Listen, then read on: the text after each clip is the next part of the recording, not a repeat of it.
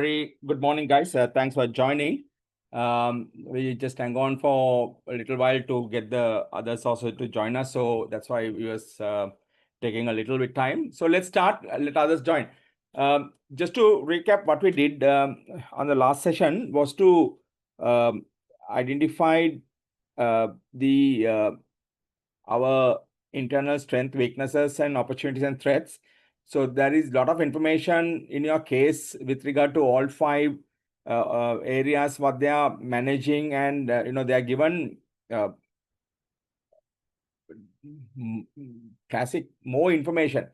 To be very honest, this is the first time I'm coming across a detailed case like this, because generally it has about 20, 24, 23 pages, and there will be about 7 pages or 8 pages will be accounts, and about 13 to 14 pages will be on about the organization. But generally here out of the 24 pages, 22 pages are with information.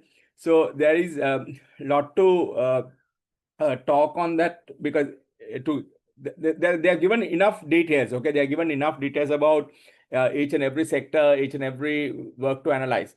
Of course, they have indicated about the logistics and the e-commerce plus the HS, this what do you call the free trade zone business and things like that.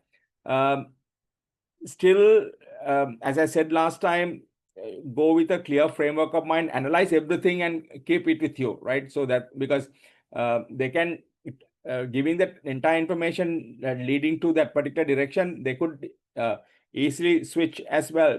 Because if you see the board meeting what they had also, it's regarding treasury creation, treasury, that's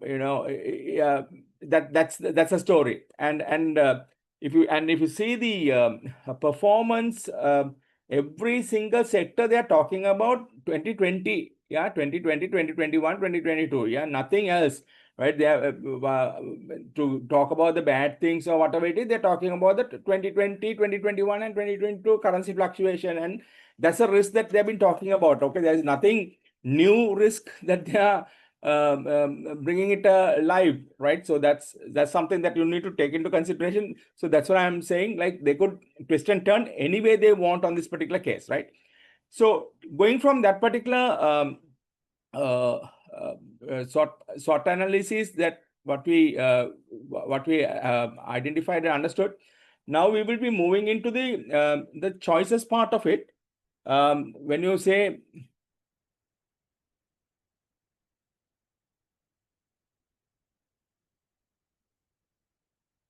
we'll move into the choices element, where the type of choices that we can make from whatever the information that we have from the analysis.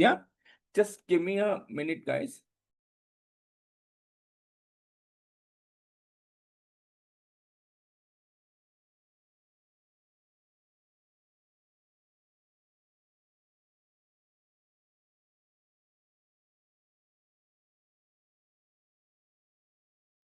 Sorry for that. Right. Okay. So if you look at the strategic choices, we can put it on the business level. Definitely, there is a conglomerate that they are mentioning about. So each and every sector that you can have a business level strategies on, you can have a corporate level strategy. The international movement, last time there was question with regard to the IMF and the internationalization. To be very honest, I don't see very clearly international strategy what they are looking at with the IMF proposal, but then there is an option that they can do on. So this is my view. Of course, you all can have your ways, innovation and evaluation. So there is a little bit of talk on innovation also. So when I do the case, we will have a chat on that as well. If anybody is planning to go exactly at 12 o'clock, don't go, because this might take a little bit longer than 12. So just hang on with me, guys, because it's for your benefit I'm doing it. So just hang on, for the session, because it might be helpful. If you feel helpful, please hang on with it. Right. So if you look at the strategic choices, you are trying to understand like what you want to go further on the future, what you need to do. So that's the exact story also in any case generally we get. Yeah. So we can look at on the business unit as well as on the overall on the corporate aspect of it. We can have these choices. So the option we are talking about both in terms of the direction as well as the method of development. There are few information that they are given about method of development regarding the e-commerce they want to acquire. So the acquisition would come in on the method of development, like that's a one way to grow. So we will discuss on that also on that particular point, right? So remember, I asked you all to answer these questions. Like these are the 14 questions that you should be able to answer. So the first section, the strategic position, probably we have already talked about it. Then now we are talking on the strategic choices, like how we are going to compete and what basis we are compete. So there are enough information on them on the competition. So once we are doing, we'll just quickly go through the theoretical perspective so that we can then later combine when we go on to the organization, that we can combine these things and see how well we can finish it off. So on the business level, if you see, looking at the differentiation of hybrid or on the price point or the focus point, fundamentally we talk about the Porter's generic strategy there. And also we'll be looking at the Bauman's clock model, which is in your syllabus as well. So then it's an option that you can look at.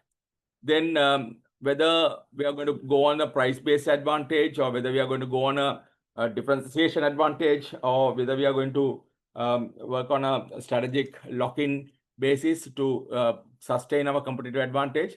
And also there's an option of going competition and collaboration.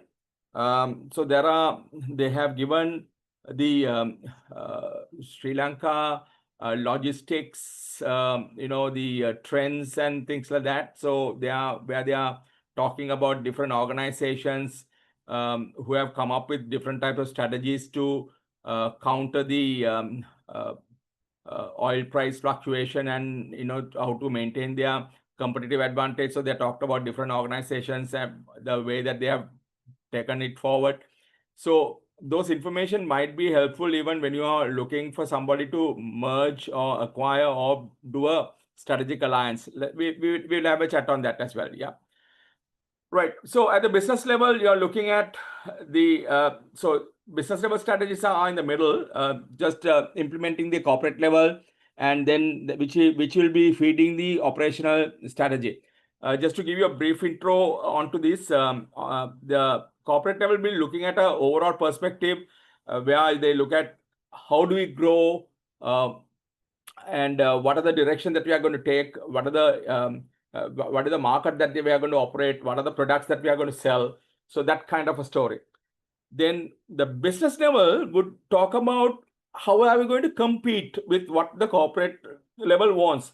Okay, so if the corporate says, okay, you need to operate in Sri Lanka. Okay, in Sri Lanka, how are we going to compete? So what are the Sri Lanka market? What are the competitors? How are they doing their pricing? How are they differentiating their products? So what do we need to do? So that is where the business level strategy comes in. Okay, so it's a competitive strategy. They call it a competitive strategy. Yeah, and generally the organization compete either with the price or with the product quality or the differentiated products. That's how generally you compete. You take anything, yeah, any sector. That's how they compete. Okay, that's a fundamental, right? So we will go into a little bit detail on that as well. Then the operational level strategy would be talking about what I should be doing. Say, for example, how many products I need to produce. What is when do I have to produce? How many people do I require? So it's like more of the functional level, production level, the location where I need to stay, the marketing mix I need to work off with. That's like the operational aspect of it that you will be doing that. Yeah. So this is the Porter's generic strategy are looking at whether you want to do an overall cost leadership.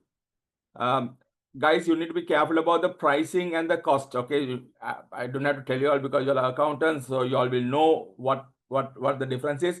But you need to be very careful on that when you are using these words. When you say the cost leadership, that means that you are going to be the lowest cost manufacturer or lowest cost producer, right? So that is what it is. You're not the lowest price person, okay? You're the lowest cost person, right? So obviously, if when you have the lowest cost, that you have the huge advantage, that you can start dictating terms to the market, and probably you might get a better margin than your competitors in terms of when you're a lowest cost person, right?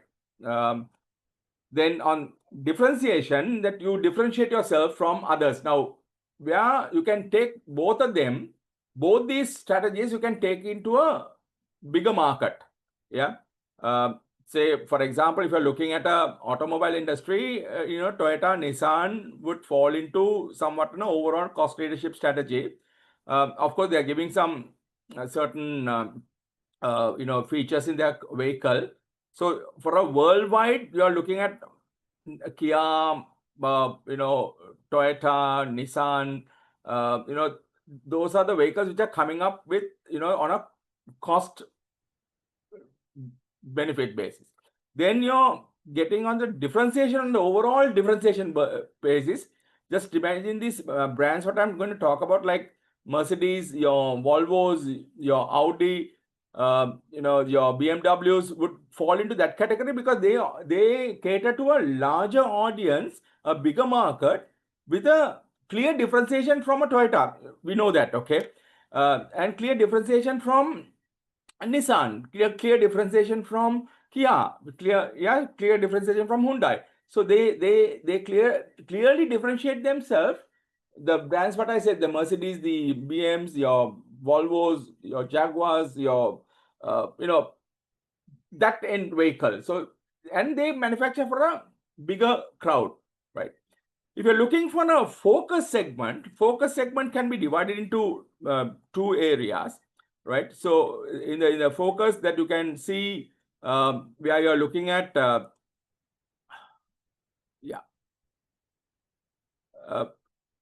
you have the cost focus, that is the cost focus, and you have the focus differentiation. So if you see the cost focus, they see what the criteria they are operating on a very particular segment. This can be a very particular margin, very particular area, very particular geographical location. So on a very particular segment. So if you look at the cost focus on a very particular segmented area, the automobiles like Tatas, Tata Nano, Tata vehicles, because they operate not in entire universe, they're not operating in a bigger market. They're operating in like India, Bangladesh, Sri Lanka, Nepal, the Asian region mostly. Yeah, the Tata Nanos, Tata Indigos, and things like that, right? But on the other hand, if you look at the focus differentiation, you're looking at vehicles like Aston Martin, Ferrari, Ducatis, so they also operate on a very narrow segment. They are not operating because they don't have cars like what Mercedes produces. They vehicles numbers produced by like BMWs or whatever it is. Okay, so they produce to a very narrow segment, right? So now, if you look at the Hayworth, what you look at the organization. Now, organization also need to look at and segment their market, or what they want to do. Do they want to differentiate their product? Because everywhere, in the case that they're talking about the differentiated element, they have this. They are capable of delivering it on time. They have the best systems there. With all those things, they have the issues also. But then now, so they are actually differentiating themselves from the others. Or is that they are trying to work on the pricing? Because pricing, it's more or less like everybody is having the same issues. Okay, there is no specific problems with regard to the organizational level issues are very minimal that they are talked about. Okay, because they are not talked about other organizational issues, but then with regard to the Hayworth, that they're talking very the common issues what they face off with. Of course, there are issues which is relevant to Hayworth, but on an overall perspective, we see they're talking about the cost of fuel. Okay, cost of fuel, and that's the main topic. Okay, if you see on the board meeting, that's the main topic. Cost of fuel. Okay, and cost of fuel, if they talk about the cost of fuel, that is affecting everyone, not only Hayworth. Okay, that is affecting Aegon Spence, Advantage,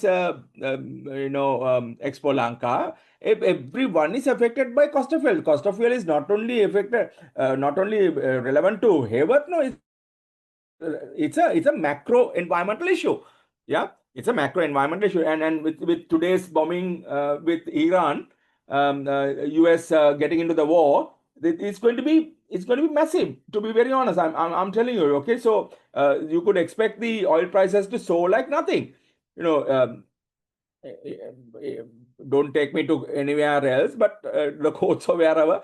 I feel it's a political game to stabilize the oil prices, which has been dropping. Yeah. So everybody there are plenty of stakeholders involved. So then whatever that's an argument. So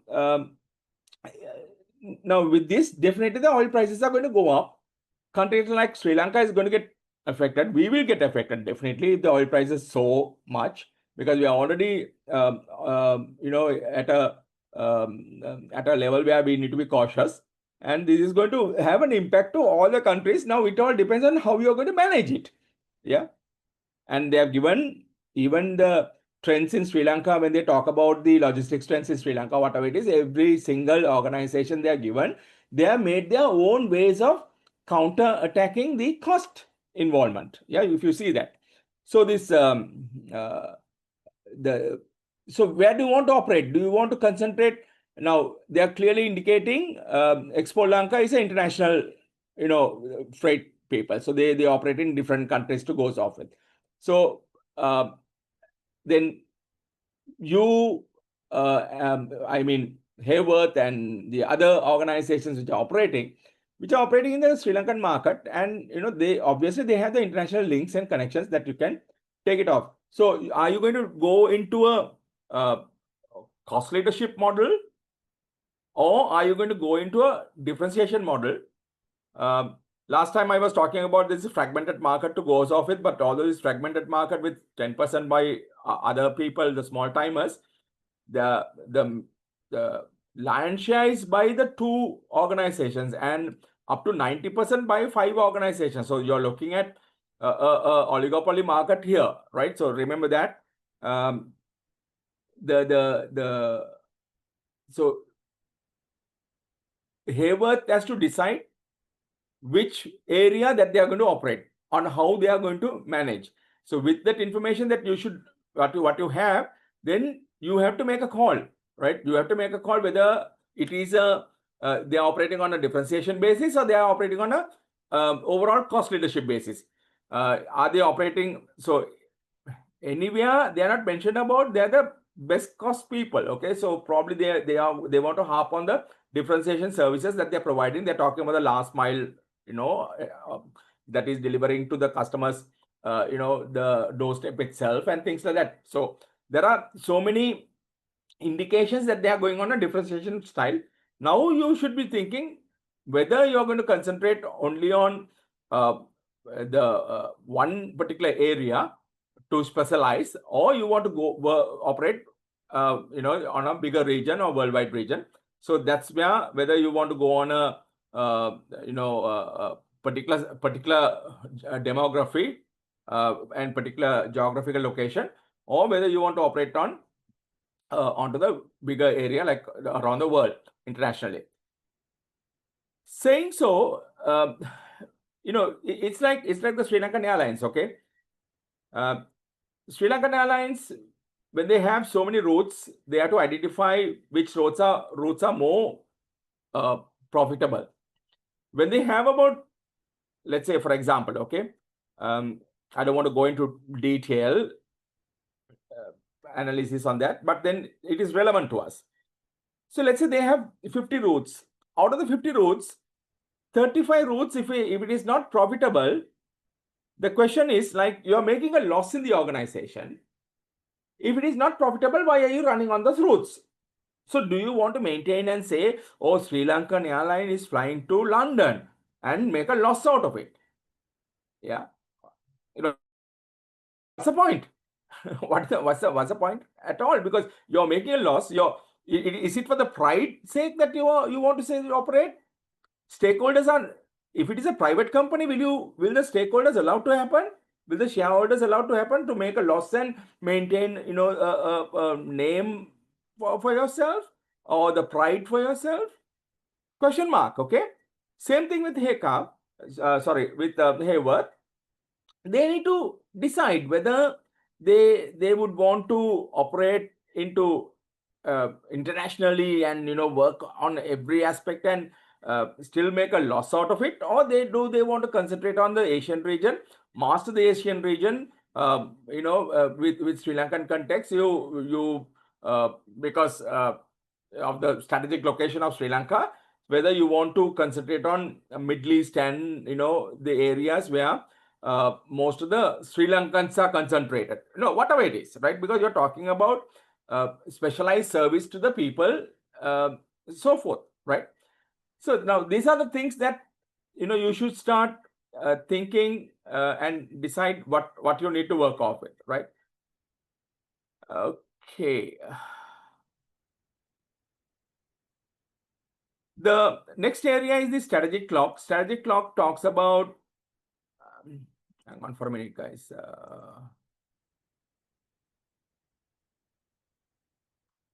Right. Yeah. So next area, similar to the Porter's generic strategy, which we just talked about it, strategic clock is also something very interesting, which is developed by Bauman and others. They are looking at, I'm just going to go to the previous slide to show you the areas. They're looking at the uniqueness and the the type that you're operating, whether you're on the unique and the cost, okay? The differentiation and the cost with the area wise. Here, they are not talking about the differentiation. They are talking about the perceived value addition. What customers think about the product, whether the product is worth, whether the product is good, whether the product is, whether the quality is high. Yeah, the perceiving of that particular product. So we perceive whether the product is good or bad or whatever it is. Okay.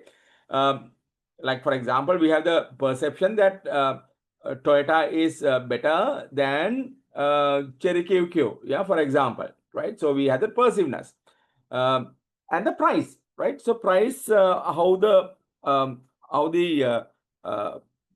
the price is too high or price is too low or whatever, right? So you have a strategy. You can go on a low price, which no value addition. You can go on a low price strategy. You can go on a hybrid strategy. You can go on a differentiation and focus differentiation. So they have, like, unlike the Porters, they have these 5 operational strategies, and they have another 3 more which are destined to fail. So no point spending time on that. We need to quickly identify how the earlier thing would add, whether it is relevant to your organization. That's how you need to link. So if you look at the low price, low value addition strategy, if you are looking at, look at the low cost airlines, for example. Okay, look at the low cost airlines, because why people are now of course, after the Air India crash, people might be thinking of whether to fly on the low cost airlines anymore. But nevertheless, accidents are accidents. Okay, nobody wants to crash the flight purposefully, unless otherwise they have this like the Swissair, which went went down because of the pilot's mental framework. That's a different perspective.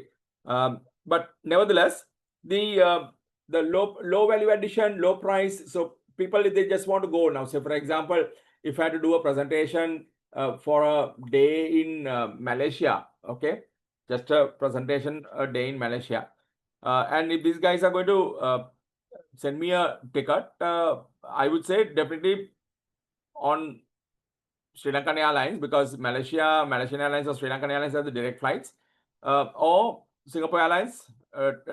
I try and avoid Malaysian Airlines maximum as possible because of the bad, the reputation what they had. Now, of course, they are fine, they are okay. Still, they operate on a small aircraft into our region, whereas Singapore Airlines operate on a bigger aircraft. Bigger aircrafts are much more safer than the small ones, especially traveling on this part of the world. Sri Lankan Airlines operate on a 330, which is fine. Yeah, so which is supposed to be okay. So always request on that, because I want that kind of a safe travel to go in the night, finish up the presentation, fly back in the night, then you don't waste the time. Yeah, so just one day, like as if you have gone and you're gone to work in the morning and getting back late night in the evening, that type of situation, you're done. But if you're looking to meet someone, meet friends, or meet, you don't take any big baggages with you, you just take a couple of clothings, to go there, probably Air Asia might be a good option if you know the date well, and well ahead. Then you will know the dates, then you're fine. Okay, so you can manage. Just hand luggage about 7 kilos, just a shoulder bag, fly off, a denim and a jacket with a t-shirt or whatever, a couple of t-shirts, then you're fine. You don't need to do that. So which that for about 3 hours and 50 minutes that you're flying, you don't need to have, like, you can manage without a meal, because you can have a good decent meal at the airport or from home or wherever it is. You fly off. So which, if the price is going to be like almost 50-60%, if that payment is going to be made, people will be choosing that, right? But in Sri Lankan context, it doesn't happen very much, like, because Sri Lankans would love to travel in a little bit more comfort, right? Because of the socio-economic aspect of it, most of the people, it might be annual visit if you are going overseas, or it might be even a once in a lifetime event that it might take, because of the socio-economic status and the income levels that you're looking at. Yeah. So low value, low cost, I very much doubt that Hayworth is going to work on that. Okay. So you can read this, guys. I'm going to skip this off, right? If you're looking at the low price strategy, now that might trigger something very drastically. Okay, so you are providing, because most of the names that you see as their competitors, okay, you are looking at Expolanka, you're looking at Aiken Spence, you're looking at John Case, you're looking at Advantage and Hayworth. These names are not small. Okay, these names are pretty much reputed, well positioned giants in the market. Okay, and you can see the market shares that they're holding and the reputation this organization has. They are not so you try to reduce the cost. Okay, you try to reduce not the cost, you try to reduce the price, right, with the similar kind of service like these, when these guys are producing. Obviously you're creating something, a precedence to go on a price war. Okay, so your margins will reduce. Already your margins are for the year performance is really bad, and you try to reduce the cost of the giving the best of services or whatever it is. So you are going to create a problem in the market. Okay, and especially when you're dealing with these kind of names, if they are small timers and you just want to throw them out, you can play anything you want with your market power and your financial power. But here you're talking to you're seeing a well-reputed organizations who has established and been in the market for quite a long time. Okay, and they have their market shares are pretty decent and pretty good, right? So I don't know whether Hayworth would want to do that, right? I'm skipping the hybrid. I'll come back to the hybrid, but I'll just go to the differentiation strategy. So you can see the price is high. Yeah, price is high, but then price is not very high. Okay, but the quality service provided, that's also high. So you can differentiate yourself from your competitors. Once again, probably you can select an area, select a you can drop a canvas model and then see which area that you need to concentrate more and give a better service where your competitors are lacking and things like that, right?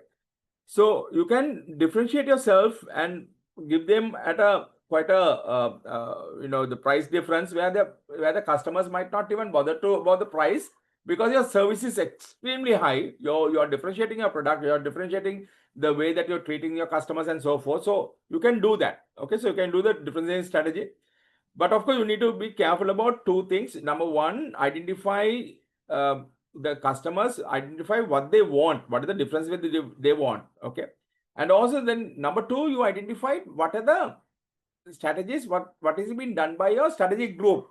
Last time we saw the strategic group. Okay, so what do they do? So you have about 5 people within that particular group.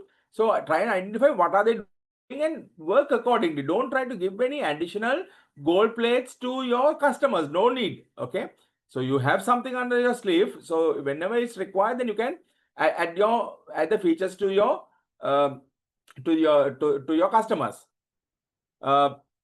The hybrid is pretty interesting to see where even Haycup can, sorry, I'm using Haycup, I don't know why that, but then Hayworth can come in and provide a extremely good service at a fairly reasonable pricing, or the low pricing. Now, only way that they can do this is by reducing their cost, right? 40% of their cost is going to be the diesel cost. And I saw a small confusion there. Their ESG, they are talking about reducing of carbon footprint and blah blah blah, and they talk about alternative fuel, and they're talking biodiesel. Now already they are complaining that their diesel cost is high, but biodiesel is really high price. Since I'm on that particular subject, I just came. Try and read your notes, and or maybe make a note of it and then read your case. They're talking about biodiesel. Yeah, they want to shift it to biodiesel. Right? Biodiesel cost is much more higher than the normal traditional diesel, right? So if they include the biodiesel, probably they might be satisfying one of the ESG environmental goals, but unfortunately your cost is going to go up. Yeah, cost is going to shoot up further. Already you're talking about 40% of the total cost is your cost, and then if you introduce biodiesel to satisfy the environmental goal, your cost is going to go up, and your margins are going to further erode. Okay, so you need to be careful on that. But on the other hand, there is a mix of there's a I think B20, I suppose, I can't remember. Biodiesel mix of, I think B20, biodiesel mix of 80-20 ratio. Just dig in, okay, guys? 80-20 ratio, 80% traditional diesel, 20% biodiesel. That combination fuel is much more cheaper than the traditional fuel also. I'm not sure about the technical aspect of it, of adding those fuel into our vehicles in our condition. So do a little bit search if you're looking at reduction in oil, because that combination might help of reducing the carbon emission, as well as gradually, because they are looking at by another decade they want to reduce the carbon emission by 50%. So then you can slowly bring in those elements in. Then, like way back about 40 years ago, when automatic vehicles came into Sri Lanka, nobody wanted the automatic vehicles. Okay, believe me, guys. Okay, automatic transmission vehicles. Nobody wanted it because the mechanics were not ready. They didn't know what to do. They don't know. They always said like to remove the engine completely and you have to replace a new engine, or the gearbox completely and replace a new box. They don't know to repair it because it is sealed, etc. Now everybody is doing everything. Yeah. So like that, when you mix up this biodiesel with the traditional diesel, already they are using in different countries, okay, and the emission levels have come down. They have tested it out, so there's a mix of the biodiesel 20% and 80% of the traditional diesel reduces the overall cost as well. So just have a I seriously I don't know how that works, but then look at the technology, read through that a little bit more. Since they are providing, thinking of how we can reduce the cost. These are the ways that you need to work on, because you look at the big frog. Yeah, big frog is your diesel cost 40%.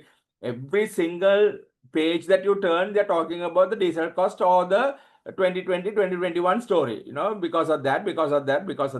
It's a repeat telecast in every page to go out of it, right?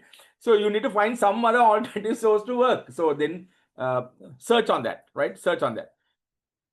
There are organizations which are done providing, the lowest cost and the lowest cost, the reducing their cost, and so that they can give a price at a cheaper level and maintaining the higher standards what they have been promising, a fairly differentiated what do you call the differentiated quality, but then they can give the lowest price. You can see that price of that is on the lower side. Yeah, on the lower side you can see they are looking at the price. If you see the hybrid market, the price is at lower, but the perceived value they are looking at quite similar to the differentiated level, right? So this is what Michael Porter didn't like. Michael Porter said this type of cases could be stuck in the middle cases, where you try to give the good quality, but then you want to reduce the price also.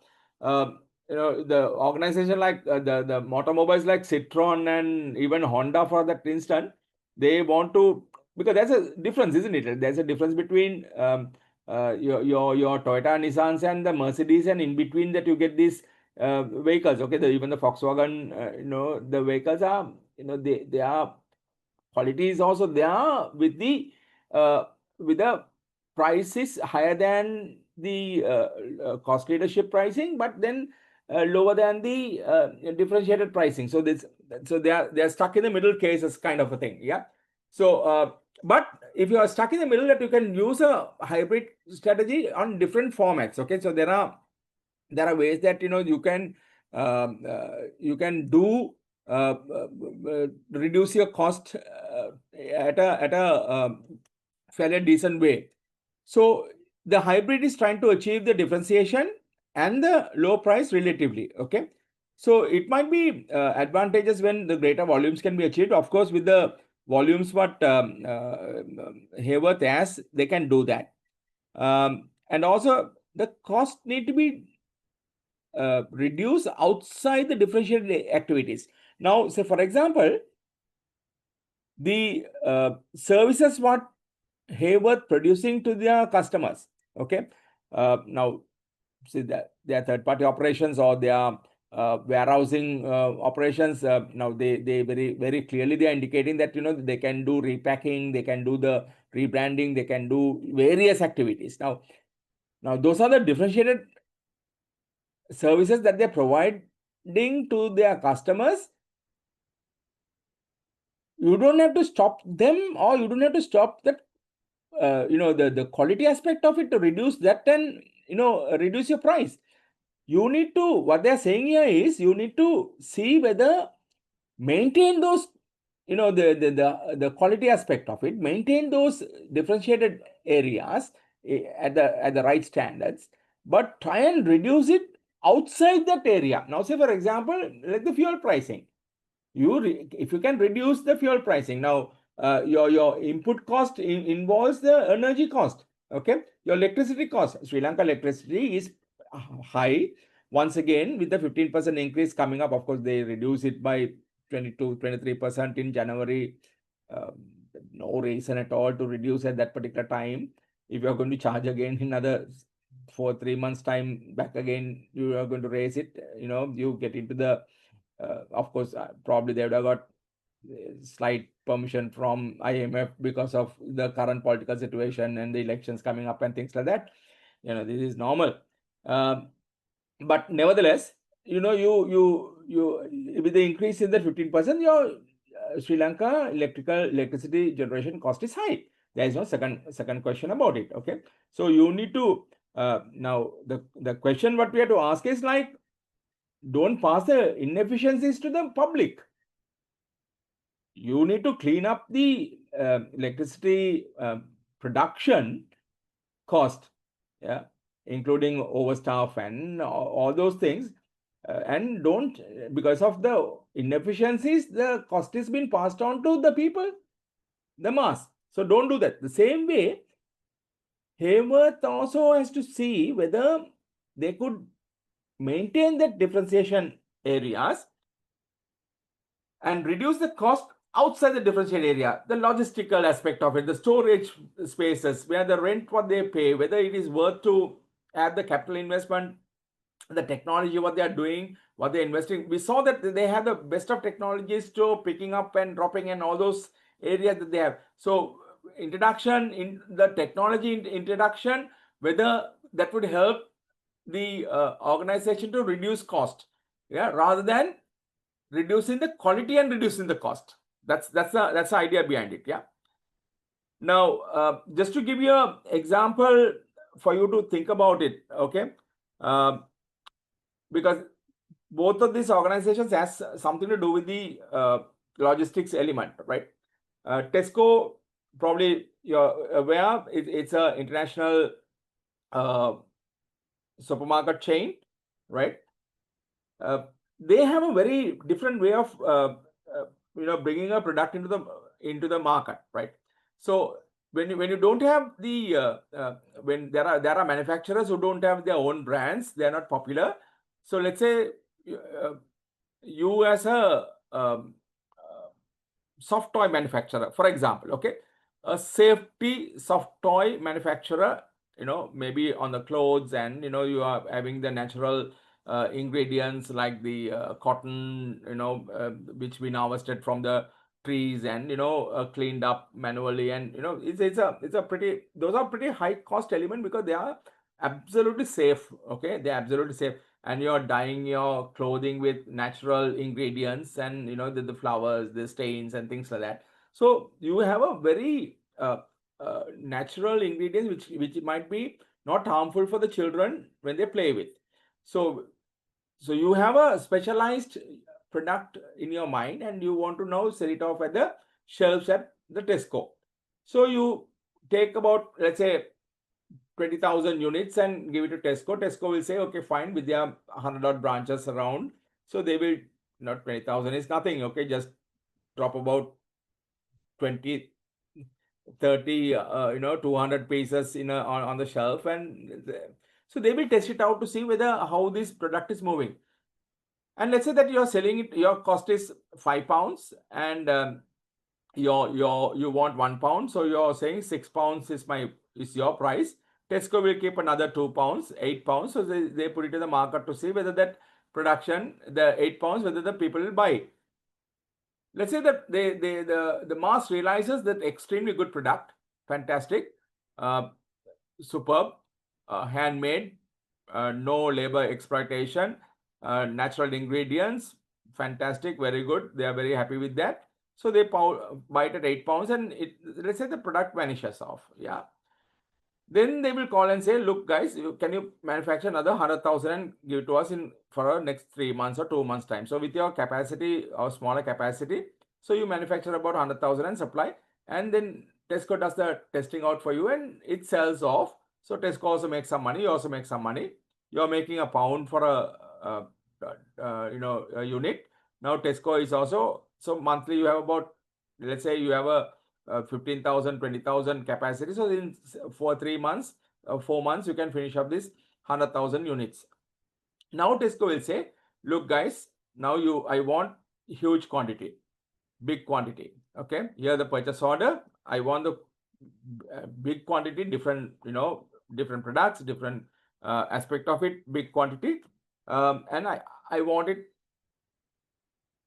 manufactured immediately. So what you do, you need to expand your production, go for a loan or whatever, then you expand the production to manufacture to that particular level. You are producing only about 10,000 a month. Now you need to produce about 100,000 a month.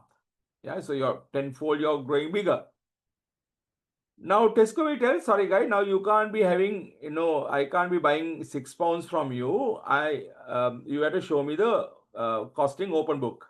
So then you show the cost and say, okay, now since I am manufacturing 100,000 units, earlier I was manufacturing 10,000 units. Now my economies, because of my economies scales, now I can manufacture for 3 pounds. Yeah. So I can manufacture for 3 pounds without disturbing the quality of the product because of the purchasing, higher purchasing, and all the stuff. I can do it at a, 3 pounds is my cost, not 5 pounds anymore. I'm gaining through economies of scale and, the efficiencies and things like that. So still I'm going to make a pound profit. Now the cost to the cost to the Tesco is not 6 pounds, it's 4 pounds. So what Tesco will do is now they will reduce the price from 8 pounds what they were selling, making 2 pounds. Now they will reduce it to 7 pounds, give 1 pound lesser, and they can make 3 pounds. Right? So price is now low, quality is maintained, but the customers are going to be happy because now they're going to get a product at a lower price than what they were paying earlier. Yeah, without any reduction in the quality. Everybody is happy about it. Yeah, the manufacturer gets his margin, the Tesco gets a better margin, and the customer gets a better deal. Where do they manage? How do they manage to do that? They manage to do it because of they were able to manufacture and utilize the economies of scale, purchasing power, efficiency on the production lines. All those things have improved without reduction in the quality. So you can do that. Yeah, you can work on that kind of a aspect also. The IKEA also does the way you can see, like like our Damro. Okay, how does their products also comes on a flat packs? So they manage, they don't disturb the quality of the product, but the logistics aspect of it, the transportation aspect of it, because if you go to a furniture shop, you will see everything is assembled. Okay, everything is there, but IKEA don't assemble. IKEA keep it on flat packs. You take it home, so they reduce the final cost of the labor cost is reduced. They reduce who takes it home? The customer takes it home. So that is, they are reducing the final transportation cost. They store it, if it is assembled, you can, let's say you can store only 10 tables, whereas on the flat pack you can store about 100 tables, for example. Okay, so then they reduce the storage cost. They reduce the transportation cost from the main manufacturing plant to the other sources, because now they can transport 10 times more than the finished products because it's flat packs. So now that is how they manage to reduce the cost, the final cost, and sell it at a price where customers are also happy. The product quality is not reduced, but the cost is reduced because you are able to work it out outside your differentiated area to go on with. Yeah, so that's a hybrid strategy. Now this strategy might be possible, yeah, with, just think about it, okay, whether it is possible for the Haworth, because they are competing on a differentiation, but and they are struggling with their costing.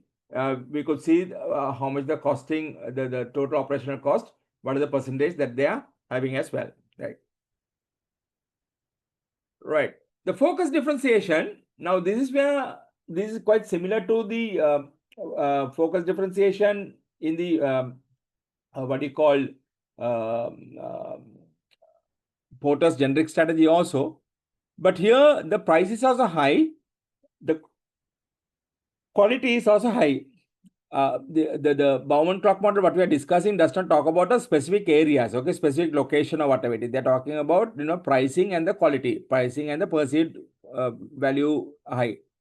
So whether organize the Hayworth can do this, give a super service, high quality service at a high price.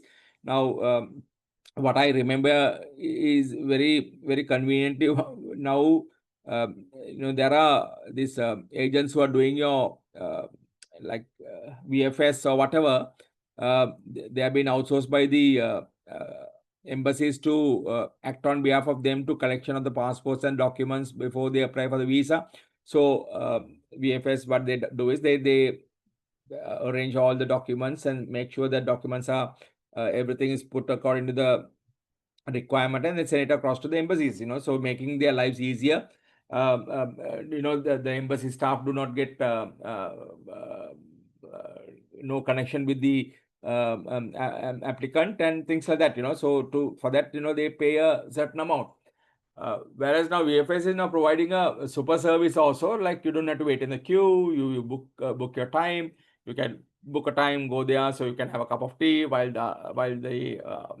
there's a specialized person for attending you, checking the documents one by one, making sure you're on your you're on your business class launch, you're waiting. So now that's the a focus differentiation strategy. The prices also, so they charge fairly high price.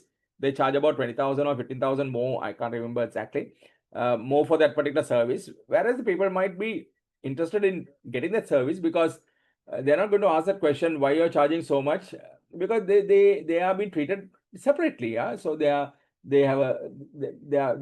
pay and they get a king's treatment when they walk in.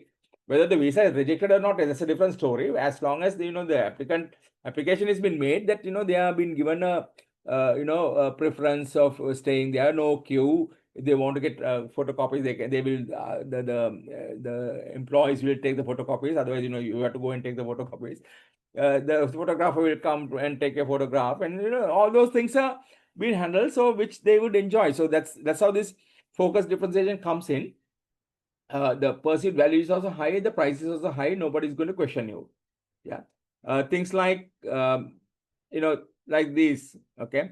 Bugatti Veyron price has not changed. It is $1.7 million. Of course, don't get too excited. The Bugatti is the highest range is about 5.9 million, and there's a 12 million one also, okay. So don't get too excited about this 1.7 million. And we had one car in Sri Lanka. I don't know where it is now. We had so many cars, but then we had this particular car was there in Sri Lanka, right? Then we can see the Bentley Marina watch is about $99,000, not very expensive. We have one in Sri Lanka too. And there is this Gurkha's Majestic Reserve. It's a $750 a stick, okay? $750 one cigar, right? So I don't want to tell you the story. Search for the story why that is so high, right? So this type of products are also there. So like whether the Hayworth can deliver that kind of a service to specialized customers to treat them and so forth. So they could have a option, yeah, but whether it is possible, you have to discuss and see whether it is possible in certain areas where they operate on, right? 6, 7, 8, I don't want to discuss. High price, no differentiation, nobody's going to buy. High price, worst product, you're not going to buy. Same price, worst product, you're not going to buy. The only thing why you have to be careful is like Hayworth should not get into these situations. Yeah. Hayworth, when they're marketing themselves, they can't give a worse product for the same price what their competitors are offering. Nobody will buy, okay? Nobody will buy. Nobody will want to get that particular product on, right? So they don't want that. They don't want that type of situation, because they should be not giving a worse product at the similar price of their competitors. Yeah, you can or if their price is already high, they can't be producing a worse product, because once they give that worse service, the customers will move out. Okay, right? And you are charging a very high price with no differentiation. Still, the customers might question, like, why should I pay so much if there's no differentiation, right? If there's no differentiation, why should I pay? Like, are you going to fly with Air Asia? Nothing wrong with that airline, but then are you going to fly because of the services provided? Okay, are you going to fly with the Air Asia for 3 hours and 50 minutes, same price as Singapore Airlines? Sorry, no. Yeah, sorry, no. Comparatively, that product is worse product than Singapore Airlines services. So obviously, you would fly with Singapore Airlines. So that's how it works. Yeah. Right. We're trying to see how we hold to that, sustain that competitive advantage. Okay. You can go on price base, you can go on differentiation, you can do the strategic lock-in. So if you're going to go on the price base, sustaining on the price base, now once again, the strategy what they are nominating is to operate with lower margins. You can do, if you really want to fight with price, so you can have a reduced price and you can operate with low margin. But what you can do is you can cross subsidize, right? Say, for example, now of course the morning papers are not a must. Earlier, when we were small, the morning papers are a must. If you don't have a delivery service, then you go to the shop early morning, pick up a paper. While you pick up a paper, he must be having only about a rupee or maximum 2 profit. Yeah, but the rest is the interesting part. When you go and buy your papers, you will buy the bread, you will buy the the butter or jam or eggs, or that's how it goes. Yeah. Probably you might have to develop a unique cost structure for you. You might have to do a absolutely unique cost structure, like you have a specialized way of doing things. So have the access to resources where others don't have. Yeah, we could see from the case of Hayward that it has a little bit of a influence with the government by getting the government contracts. Of course, their relationship has soared because they are onto a now litigation and cases and things like that. But then once again, if you can be the best supplier, to best service provider to the government projects, you can be, you're guaranteed, isn't it? Like you're safe. Yeah. So probably you try and have the access to the resources so that you can make a good deal out of it. Then now this is the area I believe Haworth has to concentrate, create efficiency in the organizational capabilities. Something which I noticed, the issues what they had, okay, regarding the waste what they imported and the containers what they handled. So they had issue, they had an inquiry onto that, and they had some other issue also, they had an inquiry. Now both these inquiries, the reply was that nothing no wrongdoings. Yeah, there is no wrongdoings. So so okay, one case no wrongdoing acceptable. Second case also no wrongdoing.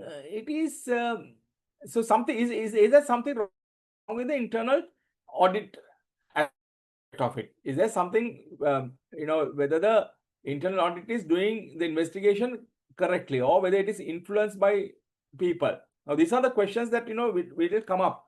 Their bad reputation, you could see continuously in different instances, the reputation is at stake. Yeah, with the government also their reputation is at stake, with the public also their reputation at stake. So they are that's something that they need to work out. And now all these things have happened. Okay, this all happened in the past, right? So there is nothing now, but still they say still that impact is there. Okay, still that bad reputation is there. People are still the concern about the people are questioning about their commitment to the environmental and the aspect of it as well. Yeah, so these are things that can happen. Focus on market segment with low expectation. If you want to compete on real price, okay, so focus on the market where people don't expect too much, right? So it's like your budget travelers, okay. So your accommodations and things like that, so you don't have to worry about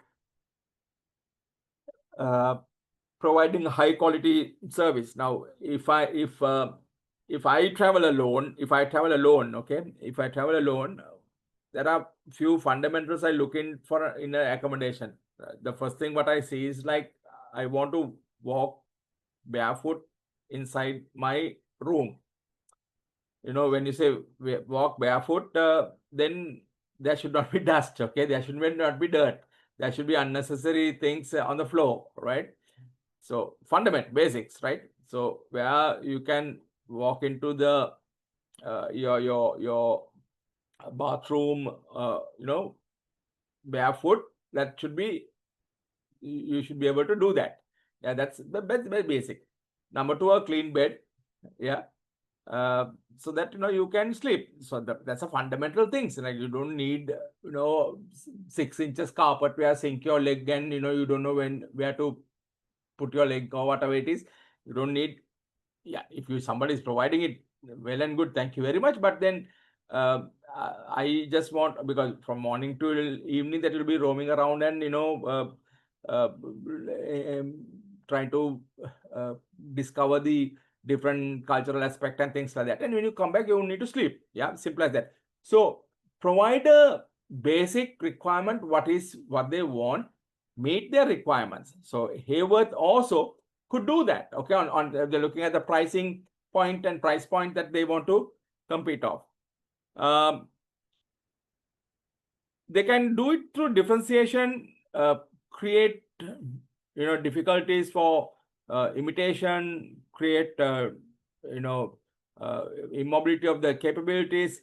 Now they are not talked about people leaving the organization, or they are not talked about anything else. Okay, so for the moment they are a bit safe on that particular line. Since I just touched upon the employees, I saw on the case the HR director has a link with the organization what they are going to acquire. So there's an ethical perspective. So probably your onto your area, they might be you might, if you are going to touch upon the ethical aspect of it, which is required, I believe, you need to comment on that particular area. Okay, whether it is ethically good enough to, or what are the things that you need to take into consideration of when you're acquiring, to safeguard the inside information or whatever it is. So you need to manage that. Since this is on that particular topic, I thought of talking to you on that. Establish a lower cost power. So if you really want to differentiate, because what you could do is like you can actually set it off with a differentiation, and if you can have a lower cost, you can actually give a better pricing, so that the people will be happy that they are getting a very high quality product with at a lower price also. And since you are lower cost, you can reduce the price, and with the higher differentiation as well. Yeah. Strategic lock-in is like whether you can dominate with your market, yeah, or the size of the organization. I'm sure Hayworth can do that. First mover dominance, I don't think that you have that advantage of first mover, but you can move into a first mover advantage into area where somebody else has not touched upon. Okay. Self-reinforcement commitment, where now, say for example, one of the top brands in Sri Lankan context is the Sunlight. Okay, there's no second question about it. Everybody knows about it. Everybody remembers that name very well. But so they don't advertise every time, but they advertise on during some critical times, like your Independence Day, like your New Year time. So they advertise during those specific times where people gather, people come together, family comes together. So they just want to maintain that heritage, maintain that the brand name. So that's a self reinforced commitment. What they want to do is right. So they want to commit themselves to be number one. So they want to be number one. So they maintain number one. Yeah.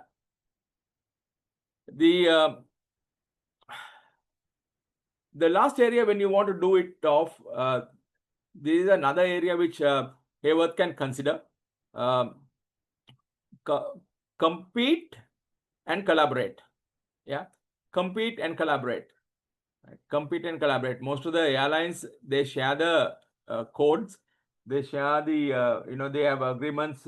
Most of the airlines have agreements together. They code share their flights so that you can operate just one aircraft rather than operating two aircrafts. Now, Sydney from Melbourne, Perth to London, Perth to Sydney, Melbourne, London, direct flights. When you're talking about if your only direct flights can be operated by the national carriers, either British Airways or Qantas. So let's say they see that the direct flights that they operate, obviously they were to operate the bigger aircrafts because of the long haul flight. When they do that,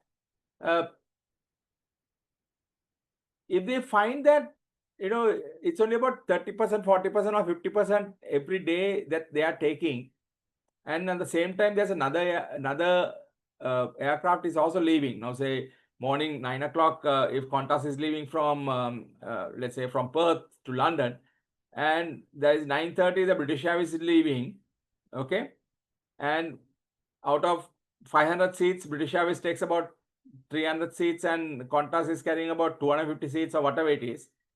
Now, they will come to an agreement that they will operate one flight and they will accommodate these passengers because the flights are not always packed. The flights are, so if there is a big demand, then they can operate two aircrafts.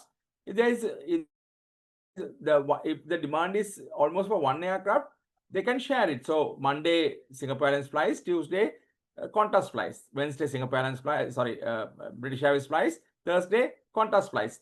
Much easier. Okay, so rather than try to operate two aircrafts going half full, it's better to do one aircraft full.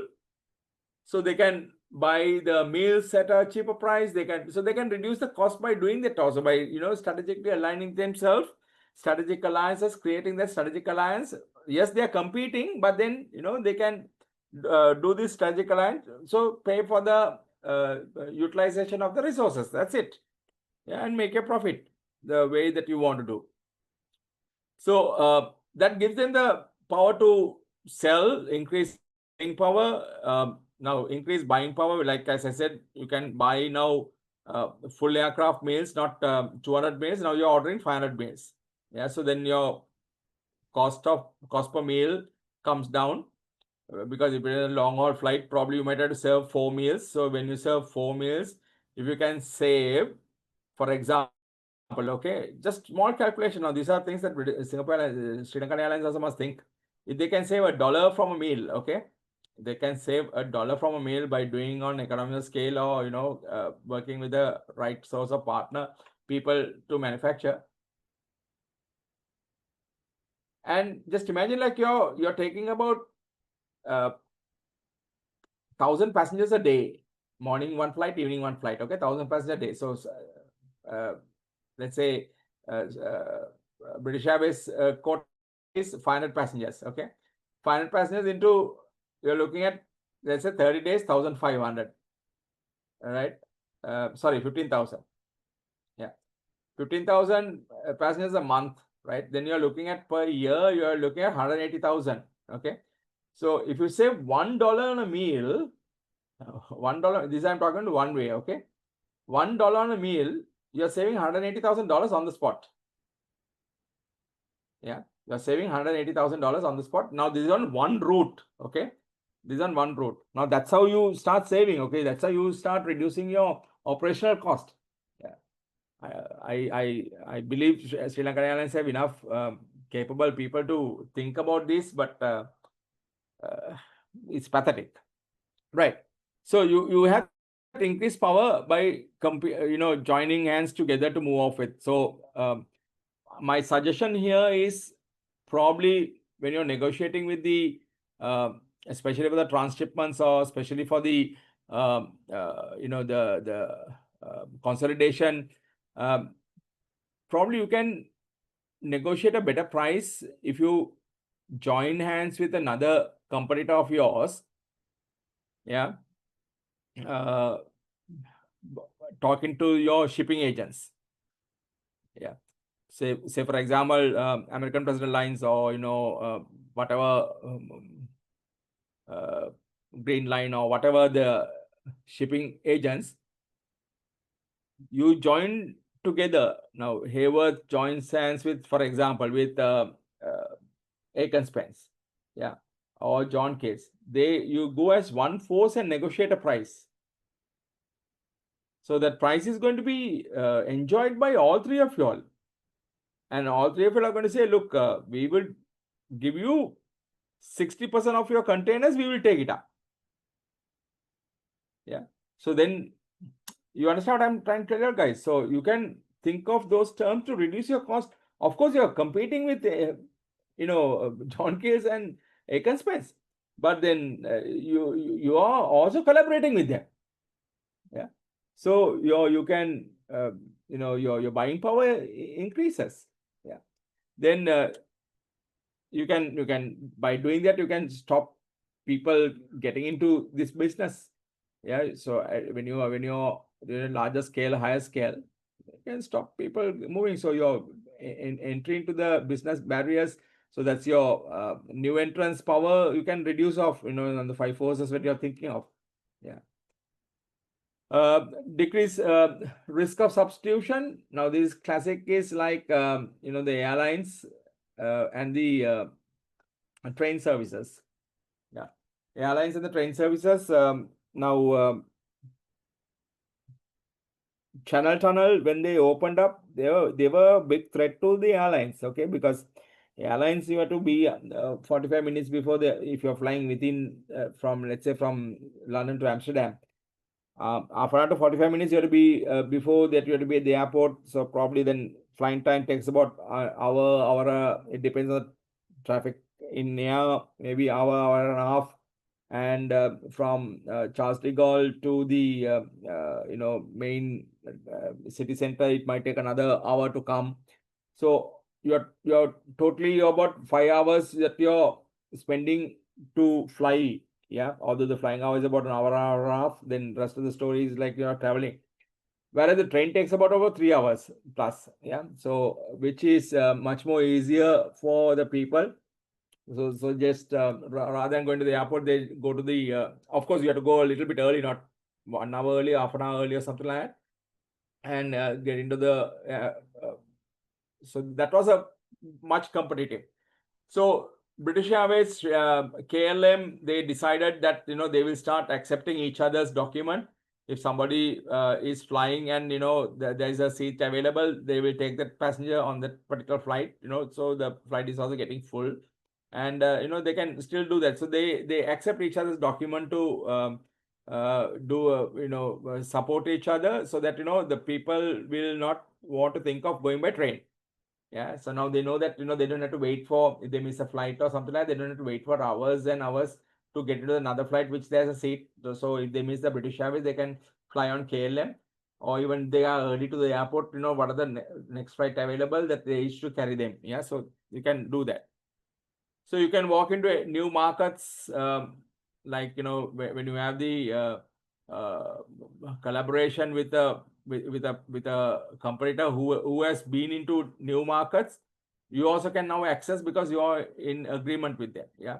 So Sri Lankan Airlines don't fly to New York, but then since they have agreements with the One World airline, So British Airways says they fly from London to New York. So Sri Lankan Airlines can sell tickets to New York.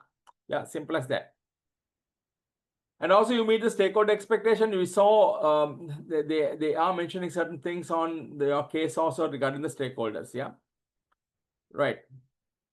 Last session, I got few separate messages asking about Johnston Scores model. So this is the Johnston Scores models on the cultural aspect of it, culture aspect of it. So I'll be passing this on. I believe my last slides you already got it. I will send it across this time as well. These are scan step which I was talking about. Replacing or combination with Pestel framework that you can do, so you can see the models, the areas which you need to cover. And this is pretty interesting, pretty important, because shipping as the security also. Okay, so you need to have the security for on that particular aspect of it. So there's a difference in Pestel versus scan step. So I've worked it out. The new two areas are security and the cultural perspective. This is the cage which I will please go through this because if you're looking at an international strategy, probably this is a cage model: cultural, administrative, geographic, and economic models. To your to see the destinations. Yeah, so I will not be covering today, but then you can have a look at it on this. The Hofstede cultural dimensions. Once again, this is also relevant to if you're looking at the international business, the type of organization, type of country that you are looking, whether it is relevant to your culture. So have a look at this as well. So a few things with the last class.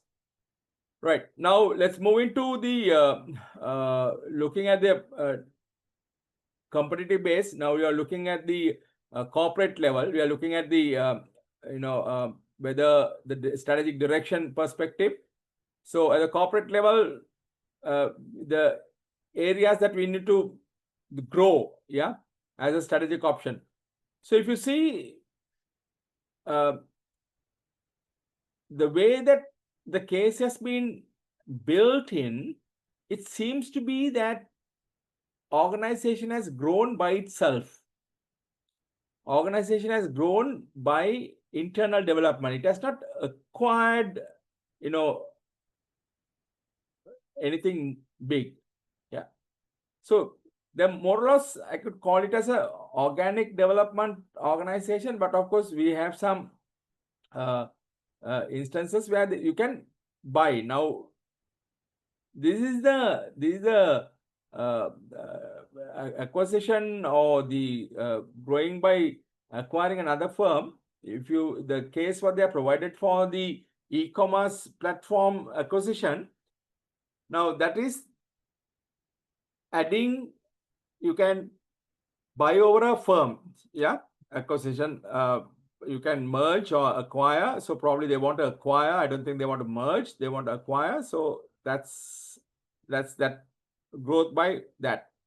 Or as I said, like you can create the strategic alliance. There's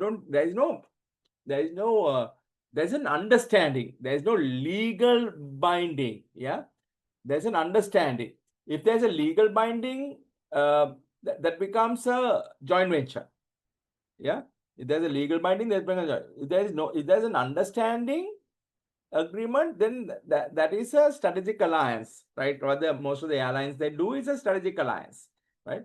Yeah, you can pay, you can use my resources, but you pay for it, right? But you don't pay at the customer price, but then I'll give you a better deal because you're on the same group. The same way now, say for example, Emirates, if you have a partnership with Emirates, so you can use the Dubai airport, so probably they will give you a nice location when you land, easy access and things like that.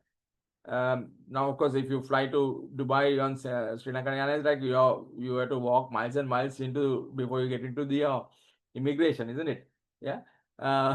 So of course, they have the travel and the buggy carts are available if you're struggling to walk.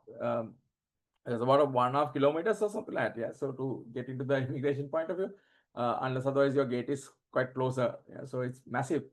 Um, so you could either you can go on a strategic alliance. Okay. I always use the case. This I always say strategic management is our life. Okay. Now here you can see it's like somebody who wants to build their own house, have some investment, buy their own car, and then that's your organic development. You are developing by yourself. Okay, you are developing by yourself. So, but end of the day, that's what you want. You want to have a vehicle. You want to have a house for yourself. You want to secure your future investments on. Your job is there, so you're like almost settled. Then you probably then look out for a partner for your life. But on the other hand, either you can get involved with someone who has all these things. Yeah, get permission from their parents and then join in life. So that's a merger. Or you can run away with someone who has all these things without the permission from their parents, and later on you can get whatever it takes place. So that's the acquisition. Now the new trend which is happening even in Sri Lanka, which was happening in the western side, is living together. That's your strategic alliance. Yeah, you scratch my back, I will scratch yours. If you don't scratch my back, I will not scratch your back. You pay for the house rent bill, I will pay for the meals bill. You have your own car, I'll have my own car. As long as we stay together, we stay in this place. Thank you very much. Yeah, nice agreement. Yeah.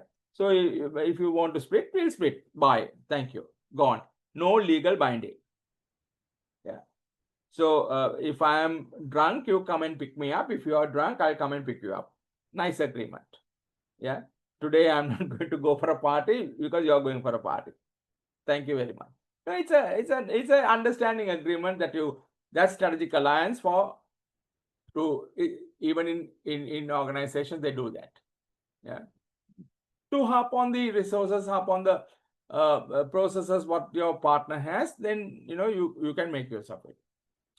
So as long as what we are seeing in the case, probably it's a new thing. It's a new thing what Hayworth has suggested, because all these years I believe Hayworth has grown with their own way. It is not going to be easy, guys, and they have indicated also about the clashes which might be, and they are saying it's a right partner. They're saying it's a right partner, already established, already knows. They have a market. They are pretty good. They are known in the segment for e-commerce, etc., etc. And also they are warning about the other areas, which is natural. Okay, which is natural, because just imagine you are bringing somebody into your house which you have been living alone, which you have been happily living alone. You add your room the way you want to have it. Probably some people, they know there's a method in their madnesses. So the clothes will be everywhere, books will be everywhere, their laptop will be somewhere, their charger will be somewhere, but you ask them where it is, they will know where to find it. But you try to find it, that will be spending the entire at least 1.5 hours to 2 hours inside that maze. You don't know where it is. Yeah. So that's a normal form.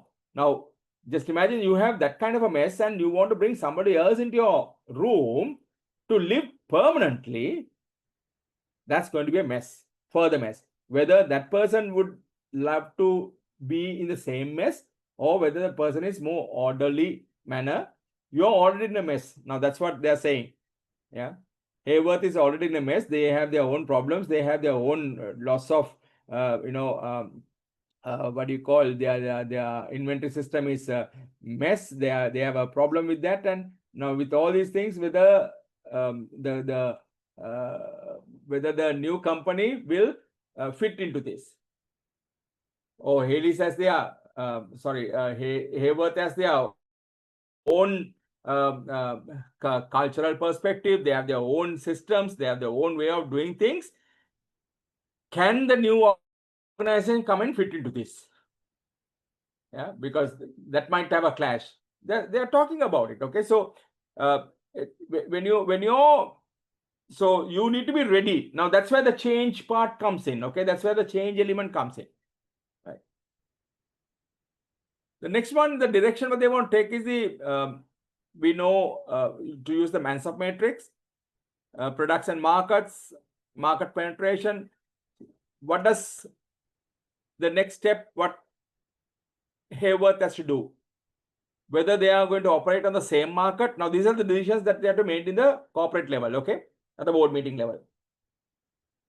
Whether they are going to operate on the same market where they're operating currently and push for more sales. Yeah, so that's called the market penetration. Whether they want to go into new markets, market development with the same products what they have. So if they've been operating in Sri Lanka, can we take it to Dubai, where we have more Sri Lankans working? So can we locate ourselves in the Middle East, in Saudi Arabia, in Kuwait? Yeah, we can have small satellite offices. Can we operate in Australia?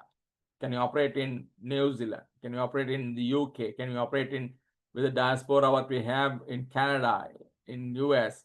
Can you do that? Can you go into different markets? You're developing a market. What are the new products that I can bring into the existing market? What are the new products that I can work on the existing market? Product development. Now, if I don't have any option, can I go in for a new market with a new product? Probably they're looking at a diversification in the form of e-commerce. Yeah. So that might be a diversification strategy that they're looking at. Because now they want to take it to a new market. Yeah, they want to go with a new product. Or is it to the same market but I'm already operating? I want to bring this product in.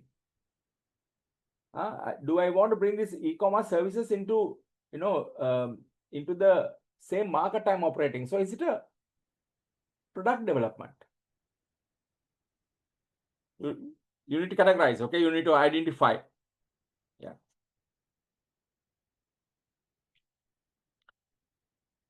And further, you have to realize that the risk level changes, okay? Risk level changes. The red lines, you can see the moment you move on to that direction, your risk increases. When you do a product development, you are bringing a new product into although the same market, you have to be very careful. The risk increases. Now, umbrella branding is what these people are doing. So you need to be absolutely careful. You need to be absolutely careful because if one product fails, that might have an impact on the other products also.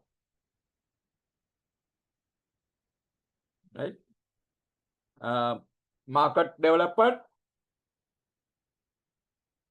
Similar, there will be a lot of sunk cost before you go into a new country that you might or new location. You might have to spend money on research to identify and understand where you locate yourself, what are the products, what are the services that you can provide, how is the organization, what are the pricing levels and all those things. And if you fail there, then all these costs what you are incurring is a sunk cost gone. Or you sell a new product totally to new market, you do a diversification strategy. So we saw the methods to organize. We finished these areas, yeah, and also we finished this. We completed. So the options, the strategic options, now it is done. Yeah. So we have worked on these strategic options to go off with. Right. Now, the next area on the corporate level is to decide what are the portfolios that you should hold. Now, Hayworth has so many segments, isn't it? They're operating in so many. So, which one? They are operating in aviation, they are operating in projects, they are operating in logistics. So, they need to manage and they need to identify and understand how many more I can manage. So, Hayworth, you have to plot the Hayworth portfolio into, say, for example, on the BCG matrix. Whether the, now, say, for example, the aviation, whether it's a question mark still. The aviation industry itself, it is the travel and the airline is growing, but then where the Hayworth's position is not very successful. It is operating on a high industry growth area. That industry is growing, okay? Industry is growing. I don't know with today's yesterday's bombs whether it will have another slow segment, but then that industry generally growing. Whether Hayworth cannot dominate, whether Hayworth cannot capture more market share, and they have a very small market share, something like the E, are they there? So, what do you do then? You have a star which gives you 50% of your, this time 50% of your volumes are, revenue volumes are coming from one particular SBU, one particular area. So probably that area industry is growing. There's a new demand. There's a high demand coming. That's what they're talking about, isn't it? High demand is there. So with that high demand and new the market is developing, and you are having your product is giving you a good market share. Comparatively, you are at about a certain good percentage in the market. So your, whether that is a star.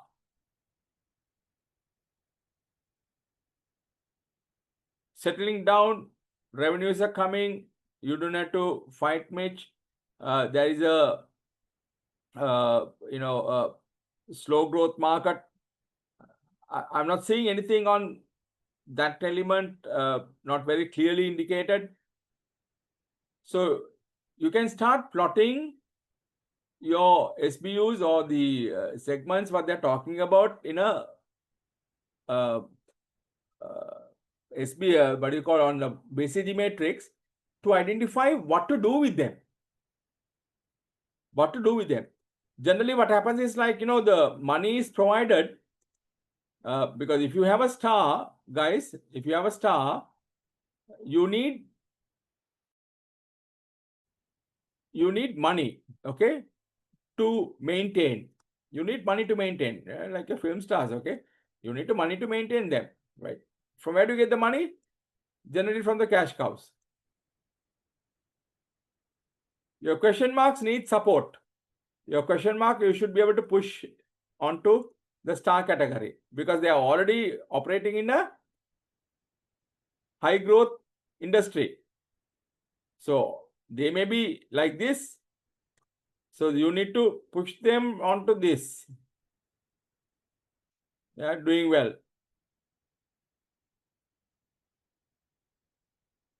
Where do you get the money for that? You need support. You need advertisement from, once again, from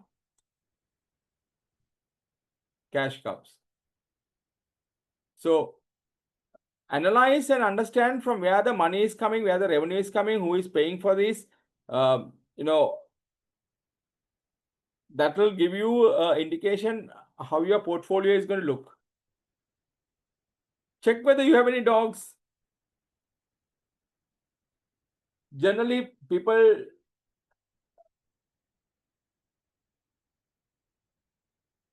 remove the dog from the portfolios. But before removing the dog from the portfolios, try and identify whether that dog has any direct relationship with your star product. Now, say for example, Nestle, their star product is Nescafe. Nestle, they have their own creamer. That creamer market is not growing at all. Okay.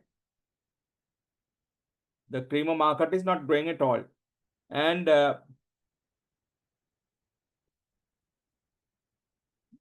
their market share on the creamer market is also very less. But they are not discontinuing the product. They don't want to discontinue the product because it has a link with Nescafe. Simple as that. So don't kick the dog out if there is a relationship between a direct relationship between your star product and the dog. Number two, if the dog is providing you a contribution, as accountants, you all will know what a contribution means. Yeah, your selling price minus your variable cost. If that is providing a contribution, then don't kick.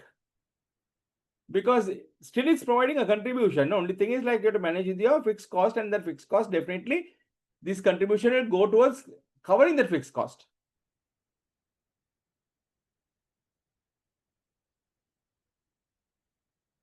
So if you do a proper allocation, if you do a proper allocation of cost and the utilization of your resources to the at the right level, you should be able to manage your contribution towards your covering up the fixed cost element. So don't do that. Number three, if the dog can be relaunched, yeah, for example, the sunglasses.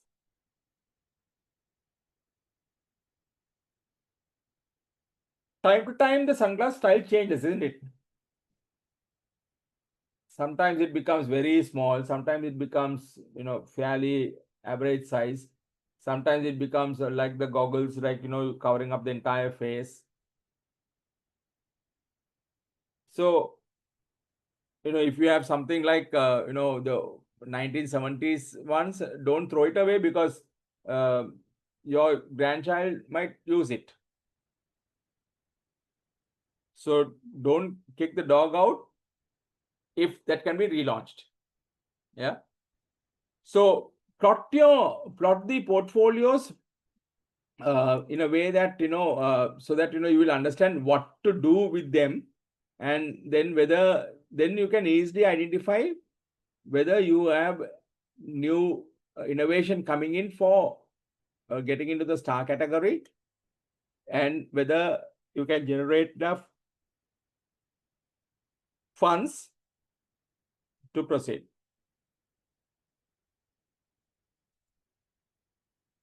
Right. Internationalization, that's another option which you should see.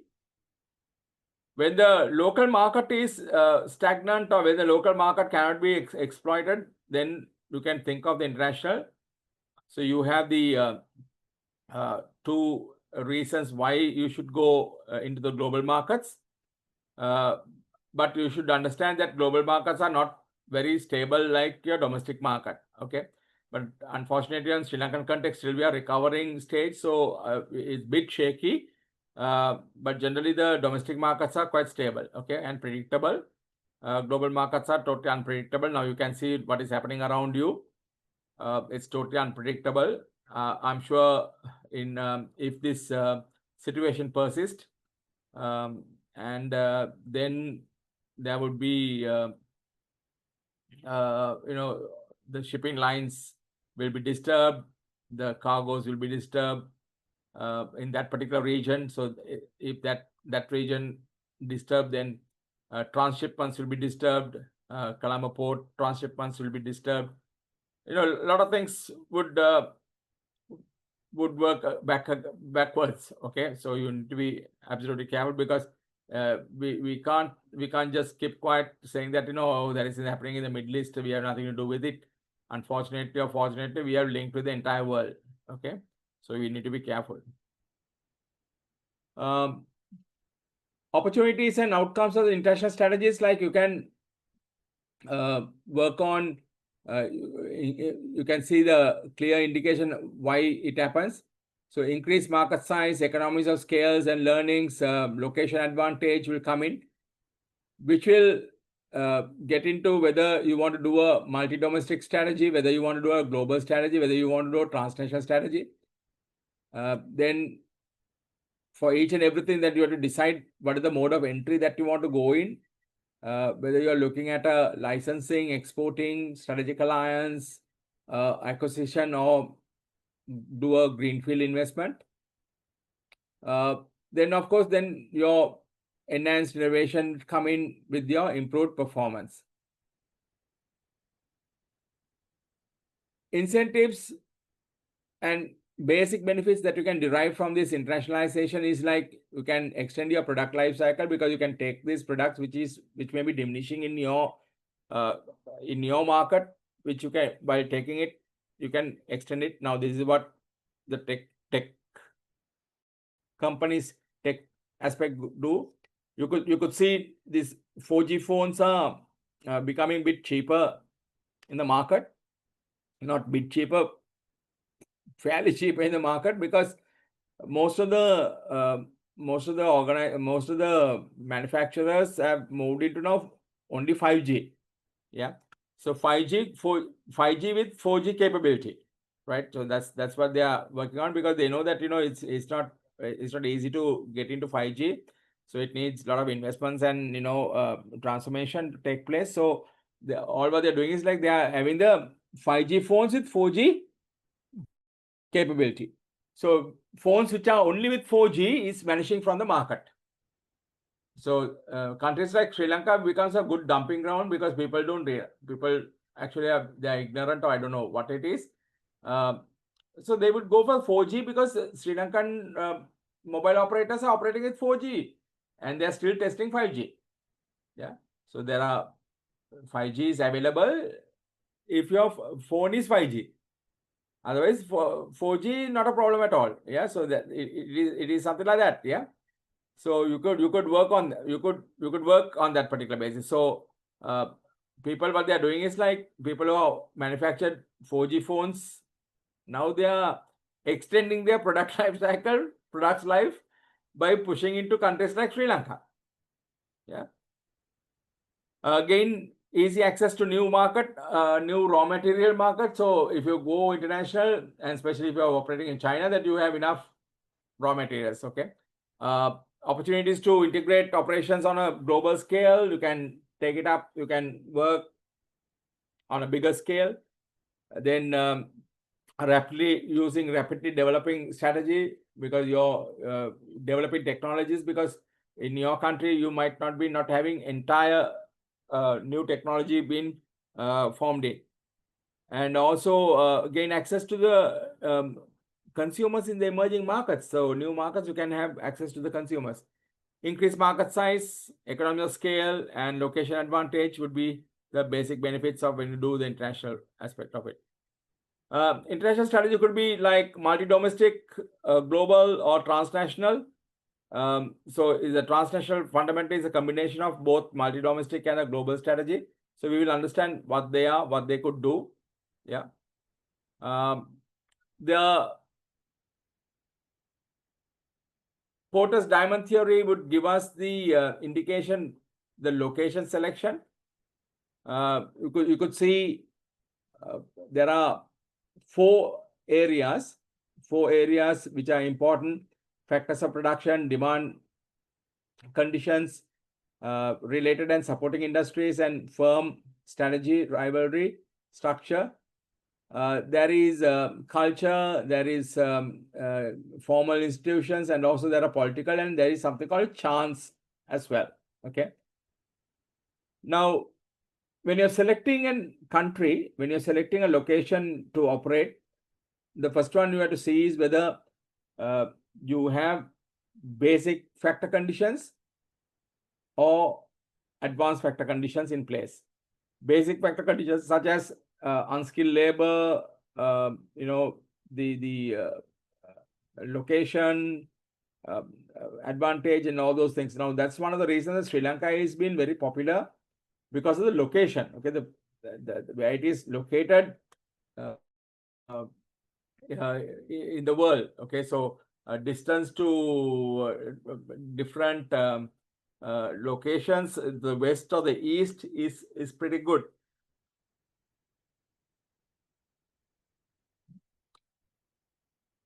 And the advanced factor conditions such as technology development, the education level, the skill employees. So you need to search whether all those factors are available. Demand conditions such as demand for the product, yeah, what you produce. Because you have learned now.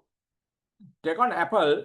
Apple has a demand in their own territory as well as overseas. So they don't have to. They know that people understand. People want new products coming in, and they demand for the new products because they are demanding customers. So when you have people like that to work on with the demand requirement, you also will be improving the quality of the product on the long term also. Because when you realize that people are now, if you are not going to ask any questions, I can't be giving you. I can't share what I know. But if you ask any questions, then probably I would know what needs to be done. That's how it works. Same thing with the demand. The consumers, if the consumers are not going to ask you and they are not going to say the type of products what they would require, any plus, any minuses, then it's very difficult.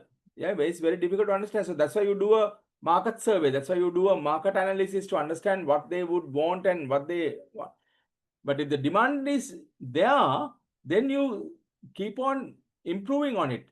Now, see, for example, why a lot of companies are located in India now. Automobile companies, yeah, everybody is there, isn't it? Including there are certain models from Mercedes also being manufactured in India. Right? So they are there. Why? Because there is a market and there is demanding customers. What do they want? Every time you ask them how many kilometers per liter. That's a fundamental demand. So then the efficiency, they look for an efficient engine. Simple as that. Simple as that. Yeah. Related and supporting industries. Again, just imagine like in the Sri Lankan context, our garment industry, why they are so powerful and moving forward is that the related and supporting industries to our garment industry is good. You have button manufacturers, you have threads, you have packaging experts, you have cargo experts. No, all these industries, they are different from the value-added industry. But with all this support, when the supporting industries grows, obviously the main industry grows as well. Firm strategy, structure, and rivalry. When you're going into a new country, you need to understand how many people are there, what are the structure which operates on that, whether the people who are existing will be accommodating or will they show an hostile environment. All these factors need to be considered. Yeah. And also how the firm would be strategically take this across into that new territory. Yeah, their persistence levels and things like that. You need to also identify the cage strategy, which talks about the cultural aspect where you operate, the administrative, the requirements in the country that you're going to operate, their bureaucracy, their regional models, whether there's a national model, the requirements, what they want, the political situation, all those things. Yeah. The geographical, where your distance, whether the traveling terrains, the size of the country, the country is closer, where for an emergency you can get into, the orography, the weather, the political borders, etc. All these things need to be considered, because you need to be aware of that particular country, how they operate, what they do, and so forth. Now, say for example, when we say in Colombo, when we say one end to the other end of Colombo city, like Colombo Fort, to the north it's Matakulia, and the south it's Vellavatha, right? Onto the west it's the sea, and the east it's like Kirlapana, that area. You're talking about that section. What are the total distance that you're looking at in Colombo city itself? Like 7 to 10, about 16 to 17 kilometers, the distance. Yeah. So you can cover within an hour maximum with the traffic involvement. Now, if you just don't go very far, okay, go to a just bordering country, India, and to Chennai, into state of Tamil Nadu, the capital of Tamil Nadu. It's massive, isn't it? Like, traveling there, when you say you're at one place and when somebody else is in the other place, keep at least about an hour and a half, 2 hours, even if it is close by. People travel from their homes maybe 1.5 hours, 1 hour, and it is not a very big distance to them. They are used to it. So 10 o'clock they need to be at office, then they will leave home at about 8 o'clock, and 10 o'clock they will arrive. They are very happy about it. At least they got in at 10 o'clock. Right. So huge, massive. So then you need to understand how the geography work, how it happens. Yeah. And also then the other area what you have to see is the economic model. Yeah, the currency usage, the stability of the currency, the growth, the GDP, per capita income, the productivity levels, when you move into a new country. And of street dimensions, you can see the power distance. I'm not going to go into these details, guys. I'm sure you'd have covered, but then I just want to give you all the model. Please learn, how this is going to impact your. You need to consider before you go into a new country. These are the strategies that they are looking at the corporate level. They see whether they are going to go on global strategy. You can see there is no need for a local responsiveness. So you don't have to worry about your product to make it localizing, but the integration into the global level is remains high. For example, you have your Pepsi or Coke. They are not worried about what the taste that we want. But on the other hand, they are not even worried about the change of the packaging. They don't want to convert any lettering, anything on that nature. So they just want to standardize it. So that's your global strategy, for example. Okay. So you're not going to change anything. You're not going to make any changes. So you're more concentrated on maintaining that integration of the global aspect of it. You're looking at transnational strategy and multi-domestic strategy. Just will look at, yeah, right. So you can see that the transnational strategy is like it's a combination of both. Okay, it's combination of global and multi-domestic. You're mixing it up. where you're looking at local responsiveness with global efficiencies. Yeah, that's a transnational. You're giving, you're considering the local requirement also, but you want to keep it at the global efficiency, like your Signal Herbal. Okay, Sri Lankans, anything to do with herbal, anything to do with green, they like it. So, but Unilever would want to go their Signal red and white. Yeah, where that is converted to maintain that that stripes. What they did was they made green stripes with the same efficiency, same manufacturing quality, same packaging. So that global integration is there, global efficiency is to maintain, but giving the local responsiveness also. So that's like transnational strategies, what they try to work it out.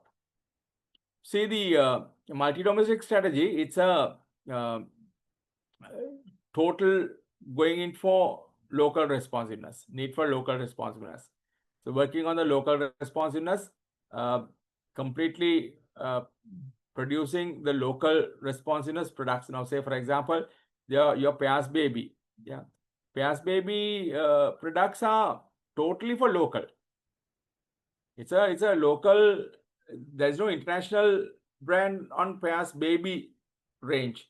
There's a Pears soap which comes in. That's a different category. A small confusion, but Pears Baby range is totally for the local.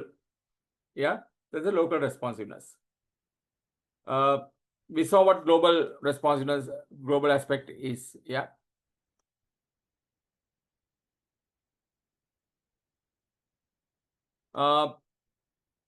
You need to take care of the two new trends which is coming up with the liability for foreigners. Yeah.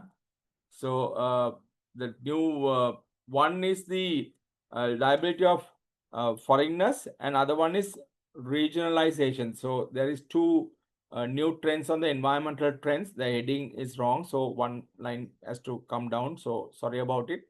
The one is the liability of foreigners, and another one is regionalization. So you need to be careful. The liability of foreigners is like, there's a cost involvement when you are a foreign company. Yeah, Sri Lankans are very good in accepting these foreign companies. Okay, but not other countries. They don't welcome like the Sri Lankans do with the foreign companies.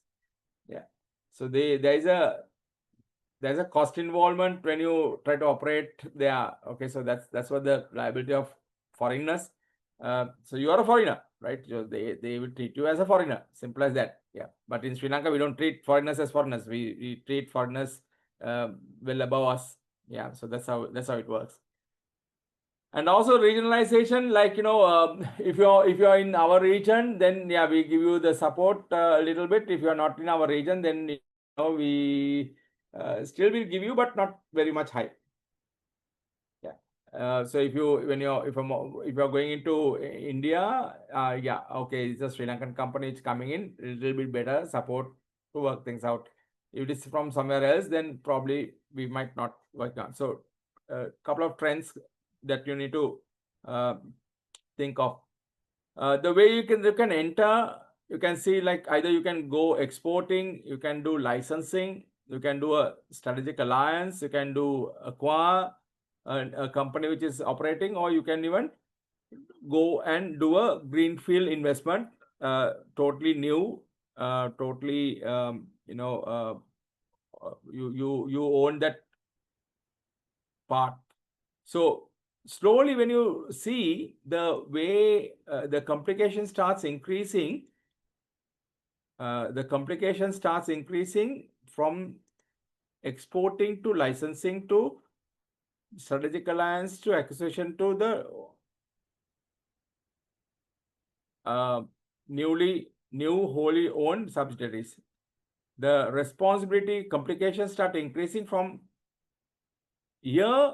It's nothing, isn't it? You just export. You have an agent over there. He will do the marketing. He will do the selling. you just export the product. Probably if you don't want to change the packaging also, you just send it across like that. Yeah. Then you can do with licensing. Then probably you can go with strategic alliance. The complications and the requirements to maintain it goes up. Then you acquire somebody who is already operating. In certain operations, the acquisition might be much cheaper. Maybe the reason why ACAB is also doing acquisition in a local context is that you don't have to worry about the licensings and things like that. What you have to obtain, the location, the operational aspect of it. It's an ongoing company, so it might be much easier. Same thing even in international. Yeah. So the complication starts more when you try to have your own company. Yeah.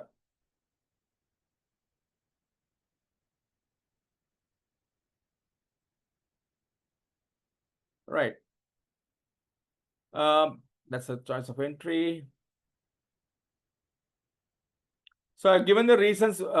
What would be the situation where you will make the uh, into when you're moving into these new countries, what are the best ways of doing? So I'm skipping those areas.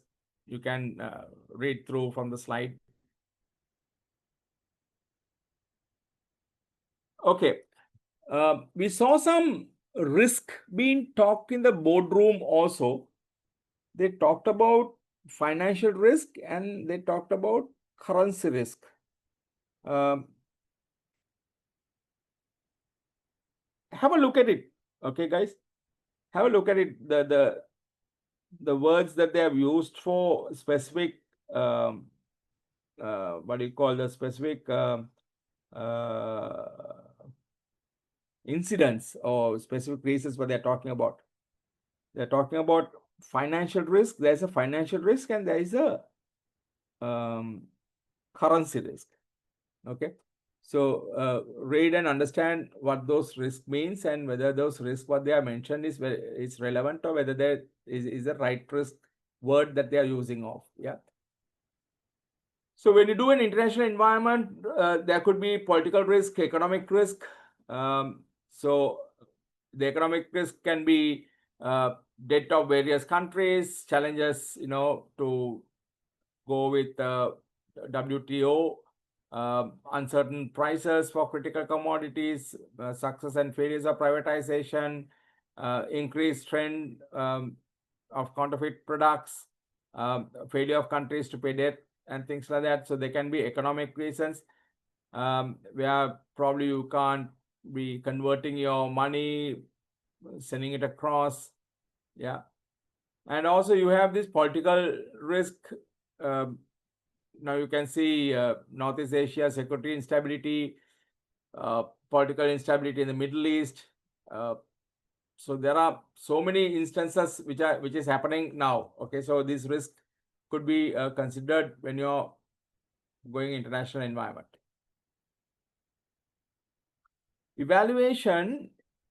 Evaluation also could be done into this SAF criteria, safe criteria. Yeah. So this is, sorry guys, this S, suitability, acceptability, feasibility, safe criteria. This is a standard one what they're looking at. Probably you can include E as environmental. Yeah, environmental also that you can consider. So when you evaluate the strategy, what you are doing, whether it is right, wrong, can be considered on these particular areas. Does the chosen strategy respond adequately to key strategic issues arising in the external environment? So what are the issues in the external environment? You would see, you have seen the challenges, you have seen the, you have got information to do that. Whether the strategy what you are going to implement, whether it will answer those questions, right? Acceptability, acceptable return, acceptable risk, and shareholders' reaction. And then feasibility, fundamentally, you're going to ask like from where are you getting your resources? Yeah. whether these resources are available, whether your financial resources are available, whether there are people to invest on finance, strategy feasible within existing structure and things like that. You can use the balance scorecard also looking at, now this is something interesting, where they're talking a bit less on this control element in your case. Yeah. So they're talk about the entire business area, the environmental aspect of it, and so forth. But they're not talking on this controlling aspect. They're not talking about it. So just have a bit of a deep discussion on that particular area as well, guys. So balance scorecard, 4 ways: financial perspective, internal business perspective, learning and growth perspective, and customer perspective. If I had to put it on a order, a vertical alignment, we could see the customer perspective before the customer perspective to come in, because customer perspective would lead us into the financial perspectives. So before the customer perspective, you need to improve on your internal business perspectives, and the learning and growth need to come into play. So for example, you try and work on a now let's say your training and development comes into learning and growth. That will, when you do that, that will improve people's mindset of improving their internal processes. Yeah. Now you train a sales guy to do the right merchandising, right? Get ready for the launch. So you train him, so he has this knowledge. Then next one he will do is like he will be asking people, the right people, to give him the right sources to do it when there's a launch comes in. Yeah, so that by that improves the internal processes.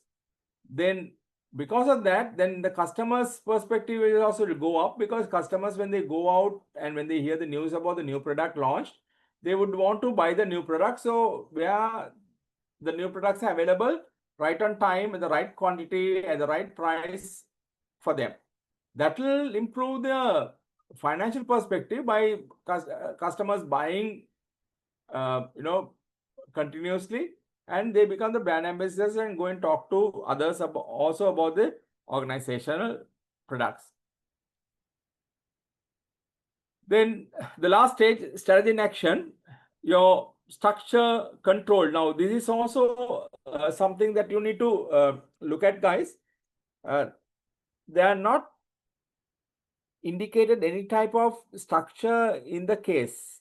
Yeah, they are not detailed indication about the structure in the case, how that operates. You can see managing director is there, the chairman is there, and the deputy managing directors are there, financial directors are there. So they are not given a clear indication about the board, yeah, or they are not given a clear indication about the organizational structure, whether they are operating on SBU unit operations. Sure, they should have a corporate aspect as well, whether they are, or they are treating everything as one unit as a whole and dividing that into the brands aspect of it. So it is not very clear, right? It's not very clear. So my suggestion would be for you to go through the structural types that is possible, and also the structural types that how the the conglomerates are operating in Sri Lankan context. Different conglomerates. Now, so for example, John Keells operates in SBUs. Okay, Aitken Spence operates in SBUs. Haley's operates in SBUs. So see how they operate, have an idea, and see whether how theoretically that is fixing. So probably they work on multi-divisional strategy. Yeah. whether they would love to go on a project-based strategy or a matrix strategy, whether then they can use maximum people.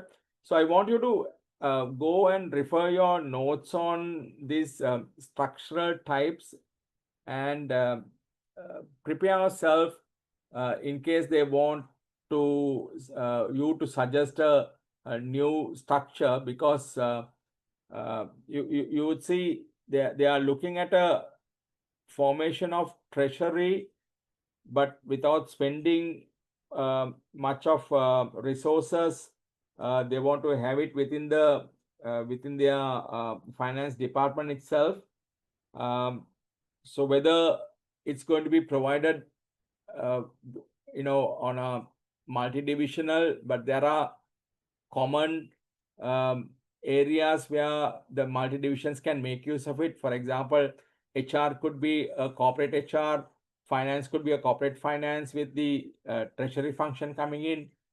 Legal support also could be a corporate legal support for every SBUs. So think of a structure what can go in, because they're not talked about any control element as well as the structural element, right? To be very honest. So you need to, with 22 pages, I'm seriously, I'm flabbergasted with the data which is gone in. So have a look at these particular areas as well, guys. Okay. This is what I was thinking about. Like, you have your corporate office, central services, like example finance, then probably you have divisional aspect working on, and under division you have this functions coming in.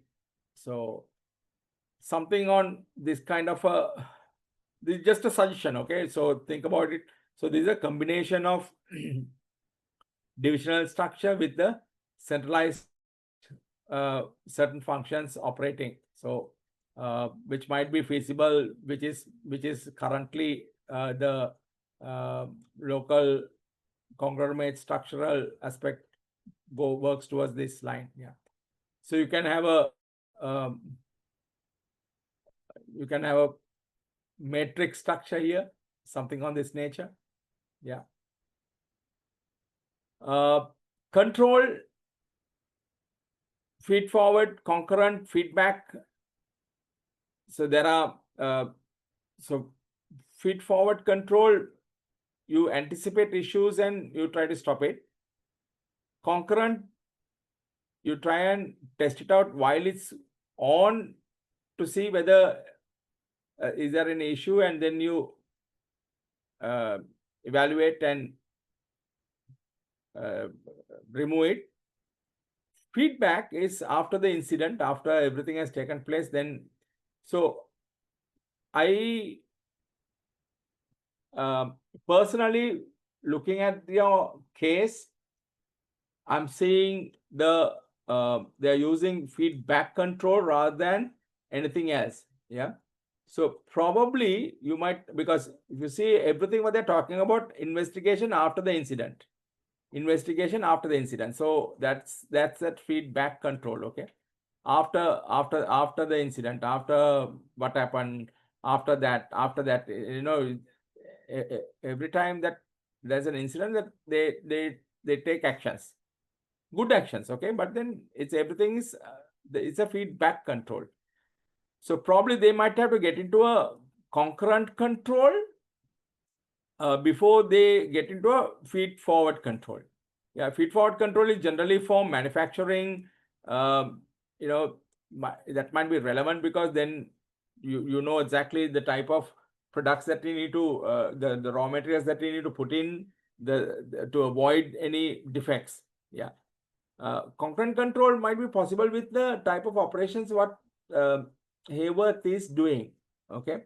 So while it is happening, if you have certain measures, how you could prevent any mess up, that will be ideal. So anyway, that's my view. Have a look at it. Have a look at very seriously, because this area is not being touched much. Okay. So that's why I'm we need to cover these areas. Yeah.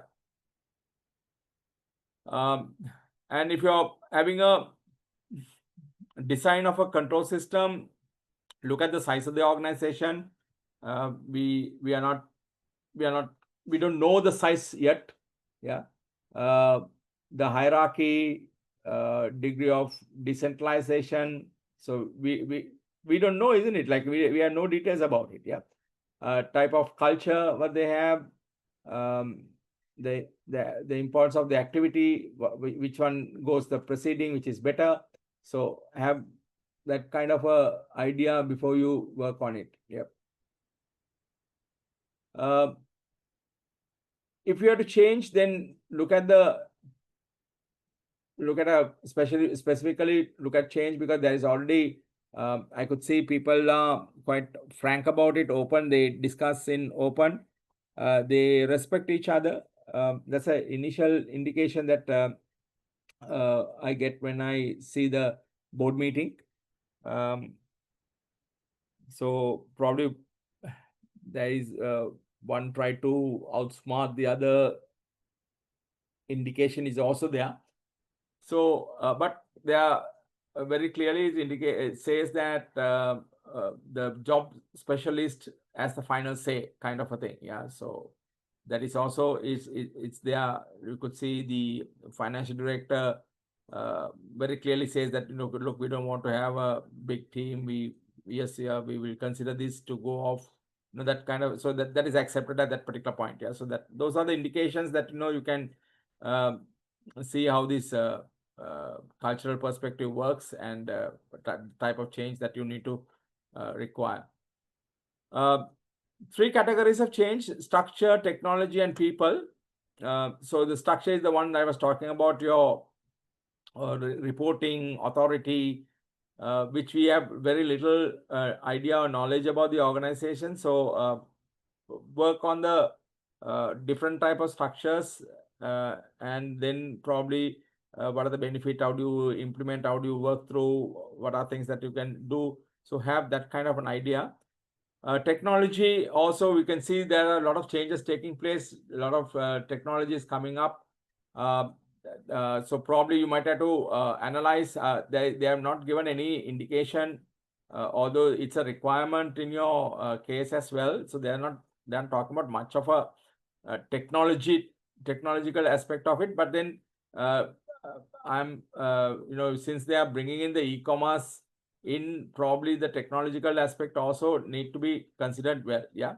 And culture about the people's attitude and things like that. I thought of including this McFarlane's grid and the Earth's grid as well on the next slide. Your IT systems, your IT systems. They're talking a lot about their AI, isn't it? Like, AI is going to be the talk of the town anyway. So they are talked on AI. They talked about it. How the organization are making use of it and things like that. So then probably you might have to check on your technology with the type of technologies that you have, whether you have these strategic technologies or whether you have factory technologies, whether you have support technology, whether you have turnaround technologies. You can see I've given with the examples and the reasons. So have a look at it, the type of technologies that you all have, and what you should be doing, how do you categorize them. And also the Earth grid also will give you similar. You can see the use to access the current use of existing IT. Yeah, what do you work on that? Whether the systems have a business value or whether they have a technical quality. So you need to review. Guys, you need to dig a little bit deeper and read on these areas. No point me explaining these two. So these two models also might help you. Just have a look at it and little read on it. Okay. The change process could be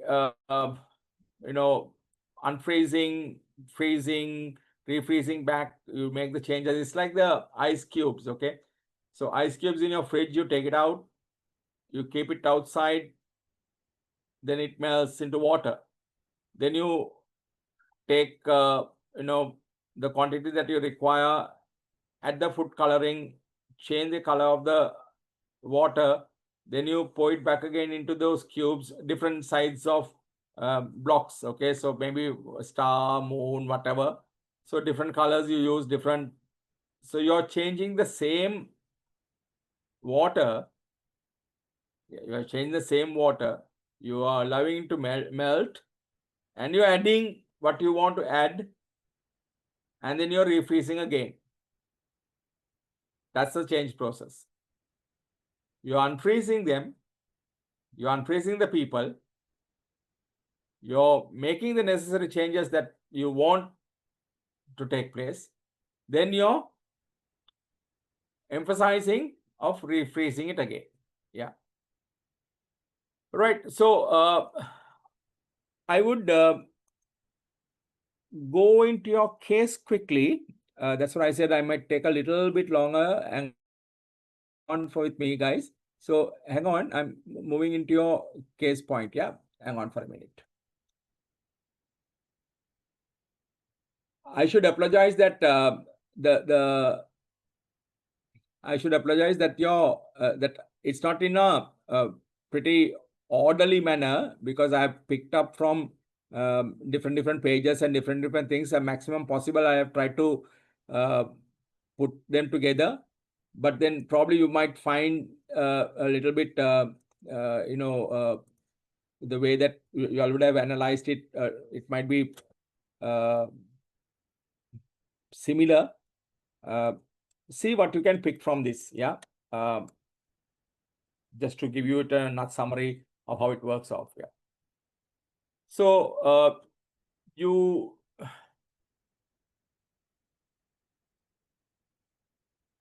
just to give the background, they talked about the export of local products. They were talking coir and cinnamon tea, then import of European goods, including wine.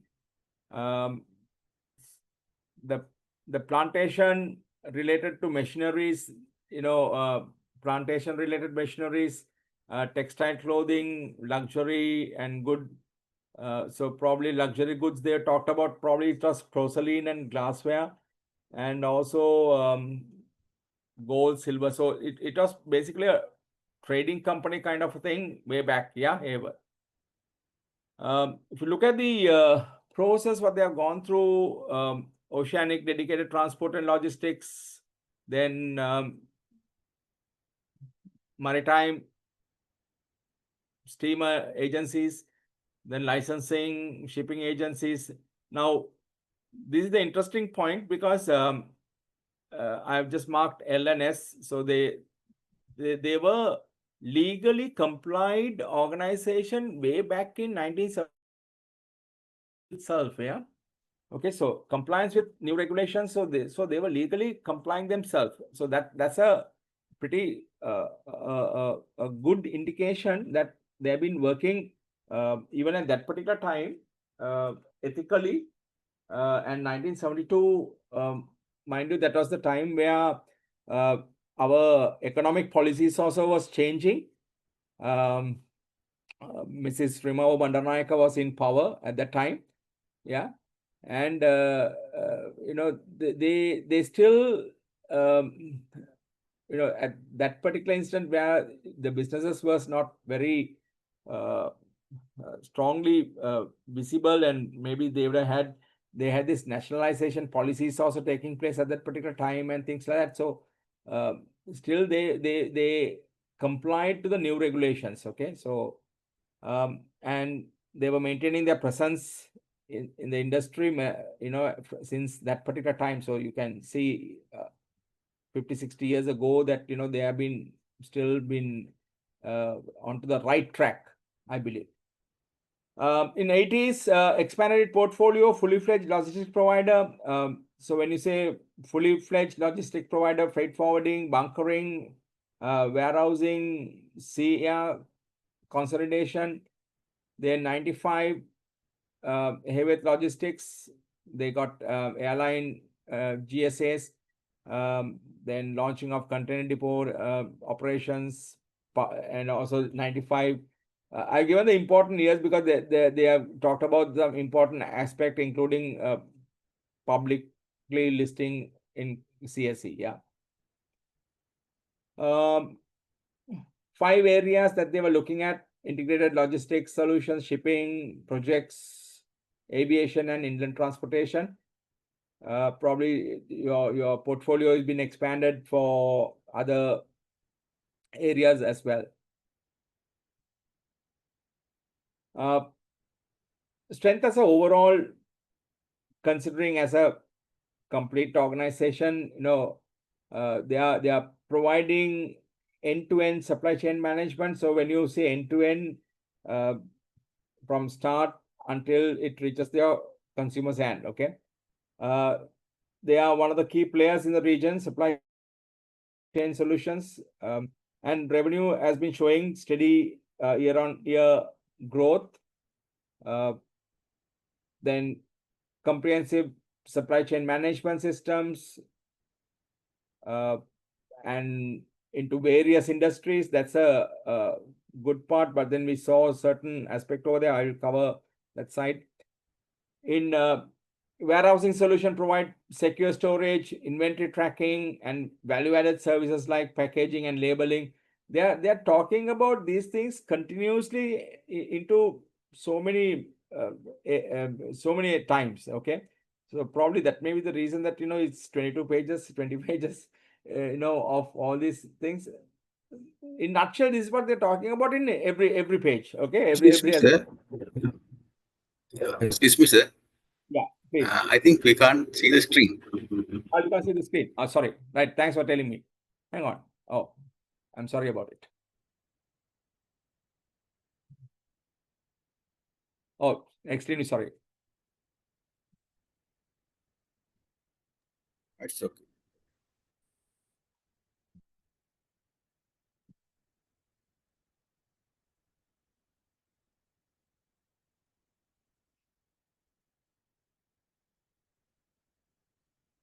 Thanks for telling me. Yeah. Okay. So sorry about you guys. Okay, sir. Now we can see now. Okay. Okay. Right. Okay. So now this is what I was discussing earlier. This is the setup, and this is how they work on. Right. The now the warehousing solutions where they have secure storage, inventory tracking, value added. So they talk about their strength, and that became the weakness also for them, isn't it? Yeah. I try to work on this individually,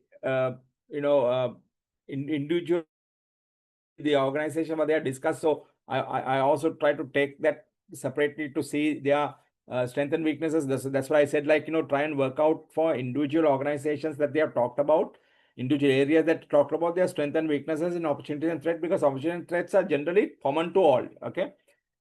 Hayworth Annals freight forwarding, managing sea. So you're looking at that customs compliances. Yeah. So once again, they're complying themselves, which is good. Okay, which is good. So they can manage the freight forwarding, air, sea, land shipments. So no issues at all. They go its distribution, the last mile delivery network. Any idea what is last mile delivery network means? That is to reach the end customer. Okay, so they take it up to the doorstep, move there, right? So, and timely and cost effective, nice words that they have used. Okay, ensures timely and cost effective transportation to retailers and customers, leveraging real-time tracking. Now all these things they have. Yeah. Real-time tracking and cold chain logistics when needed. Now, cold chain is very important. Cold chain is important for one, there are food transportation on the cold chain. Number two, Medical also requires cold chain. So we could see and certain chemicals, yeah. So we see that the Haworth is involved in those industries also. Advanced technology and strategic partnership, multinational cooperation. Now there you can see they have the strategic alliances with multinational corporations. So they have already into certain agreements between certain multinational organizations with regard to the advanced technological perspective, so which enhances their market position. So these are pretty good strengths for them. And they implemented after 2021 because in 2021 they had an issue. So they implemented a enhanced tracking mechanisms, including real-time inventory, stricter auditing protocols. That means they didn't have any auditing protocols earlier, or they made it stricter now, and increase oversight on third-party warehousing partners. Now, this is quite similar to what Toyota does. Toyota goes and audit their supplier. Yeah. So they go and audit their supplier. So they are where these guys have given to third-party warehousing partners. So where they have given for third parties to manage their stocks. So they now go and monitor them also, which is good. Okay. After the incident, that is all after, and reinforcing transparency and strengthening compliance measures. Now, my question here, when you talk about the strength aspect on this integrated logistics solution, the thing which came into my mind was that already we have talked about their last minute network, ensures timely, cost effective transportation, retailers, leverage in real time tracking. And again in 2021, after the incident only, they are talking about the rest of the story. So probably they have not had anything prior to 2021. Yeah. So now they have it after that incident. Okay. So now this is where the weakness I've taken as the incident part of it. And I have highlighted this in red in that particular line, which is there in the case, while no evidence of fraud was found. While no evidence of fraud was found. So you're blaming somebody. Nothing, and with an internal audit, okay, that was I have given. And it's only at one warehouse that happened. So no fraud, one warehouse. Yeah. So you're looking at the supply chain security operational oversight. Missing shipment, misreported stock levels. I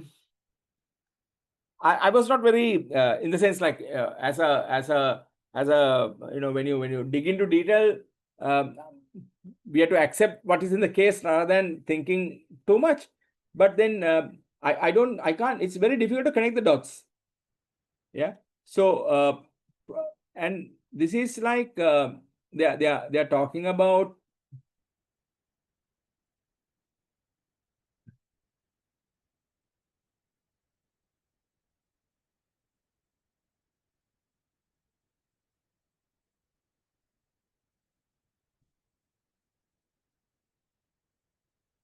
Right. So this is like you're talking about certain aspects and then trying to so this word, while no evidence of fraud was found, that's something questionable. That's why I said look at the control element part of it. Yeah. Now they have already implemented some, but then is your internal audit is doing a right job? So is your internal audit is appointed by the corporate or is it by the individual organization? So where the control elements need to look into. Yeah. So when you're suggesting, think about those areas, guys. Okay. And it has damaged the client trust, and this business is completely on trust as well, isn't it? Yes. So and because of that, the business has moved to your competitors, Yeah. The risk associated with outsourcing critical logistics function without adequate monitoring system in place. So it was evident. So that's why they are concentrating on third party. Now, once again, guys, this is something like you're outsourcing your HR functions. For it might be possible for a different type of a separate type of organizations activities, different organizations. Now, if it is a sales and marketing organization, it might be possible. But if it is a research and development organization, it might be difficult to do that. So you have to be very careful. So they have gone and given these third-party operations without adequate monitoring systems in place. Yeah. So that is the reason that it's very difficult for me to swallow while no evidence of fraud was found. So that means internal audit has not done a good job or not done a job is still in my mind. Yeah. Opportunities, shipping and marine services, there's a growth of offshore oil and gas sector. Yeah. So you know what offshore is? The development of gas fields located under the ocean, okay, rather than on land. So offshore oil and gas activities encompasses all stages of exploration, drilling, production, oil and gas for underwater locations. So there is huge opportunities there. Even they were talking about our Mana Basin, isn't it? Like now nobody is talking about anything. I don't know, something drastically, something wrong somewhere, no? Misleading people, misleading us totally. The way as if we have the natural gas for next 100 years or whatever, or 200 years, we have nothing to worry, we'll be okay, we are done, we are going to be in top of the sky and all those things, and suddenly nobody's talking about anything on that. Very strange. Okay. Demand for global shipping surge, that is also there. The upcoming developments at Hambantota Port aimed at enhancing capacity and facilitating larger vessels, that is also very good. Guys, just to give you an indication about this Hambantota Port, Hambantota Port is going to be very strategically located and very important point. Unfortunately, that we don't have it anyway. But there are international marine agencies have indicated, and they have identified, even the shipping lines have identified, there are going to be massive requirement of growth in two major places. Number one is Oman and Muscat, and other one, that's the port, another one in Sri Lanka. Sri Lankan port, unfortunately, Colombo port is heavily congested. Yeah, with the investment of 500 million that we might improve a little bit better, but we are very much congested. Okay. So the next choice would be ideally the Hambantota, which is in the edge and which has a very good opportunity. Now we saw Hayworth is involved in bunkering, and Hambantota port is ideal for bunkering. Give you all a little bit detail on that. Is that the ships which comes from, say, from Middle East, which reaches to Indonesia and go to Australia and New Zealand in that line, if they load their vessel with oil, in the sense like fuel, their capacity to carry the cargo will be lesser, because the maximum, there's a tar weight that they can carry with the fuel, so the capacity is there. So if they can have 50% of the fuel or even lesser, or 50% fuel is the ideal, where they can come and refuel it from Hambantota. You do bunkering. Bunkering is like, you take the, you refuel it mid-sea. You refuel the ships on the mid-sea, right? So, which might be a very profitable to Sri Lankan government, and also anybody who have been outsourced for them also. It's a very lucrative business to work things out. Yeah. So, and Hambantota port, as you can expand it and you can move forward with that particular arrangement. You can do that, right? You can work. There's increase in demand for air freight and global trade extension. So the rise of e-commerce is there. So that's one of the reasons you can see that opportunity. Hayworth is trying to deal. So that's a very good option. It's a very good initiative that they are taking off by getting into the e-commerce, because there's an opportunity there, right? More international airlines sought local partners to handle ground operations and bookings in Sri Lanka, because Sri Lanka is now on the spotlight. Okay, we should be in the spotlight forever now, right? So we have been under the carpet for a long period of time. Now we should be under the spotlight forever. At least for next 50 years, we should capitalize this tourism into a different level, right? Because we can provide for everyone. We can provide. Sri Lanka can be churned into anything for everyone. Any level of tourists who want to come in, we can even go for the backpackers, as well as we can treat the high-end people as well. So we have the facilities for all, right? So I've taken just on organizations. The last two organizations I didn't touch much, but then you can see the price. I've made a fuel price fluctuation because that is there in everything. Okay. So integrated solutions, heavy competition. So that's a threat.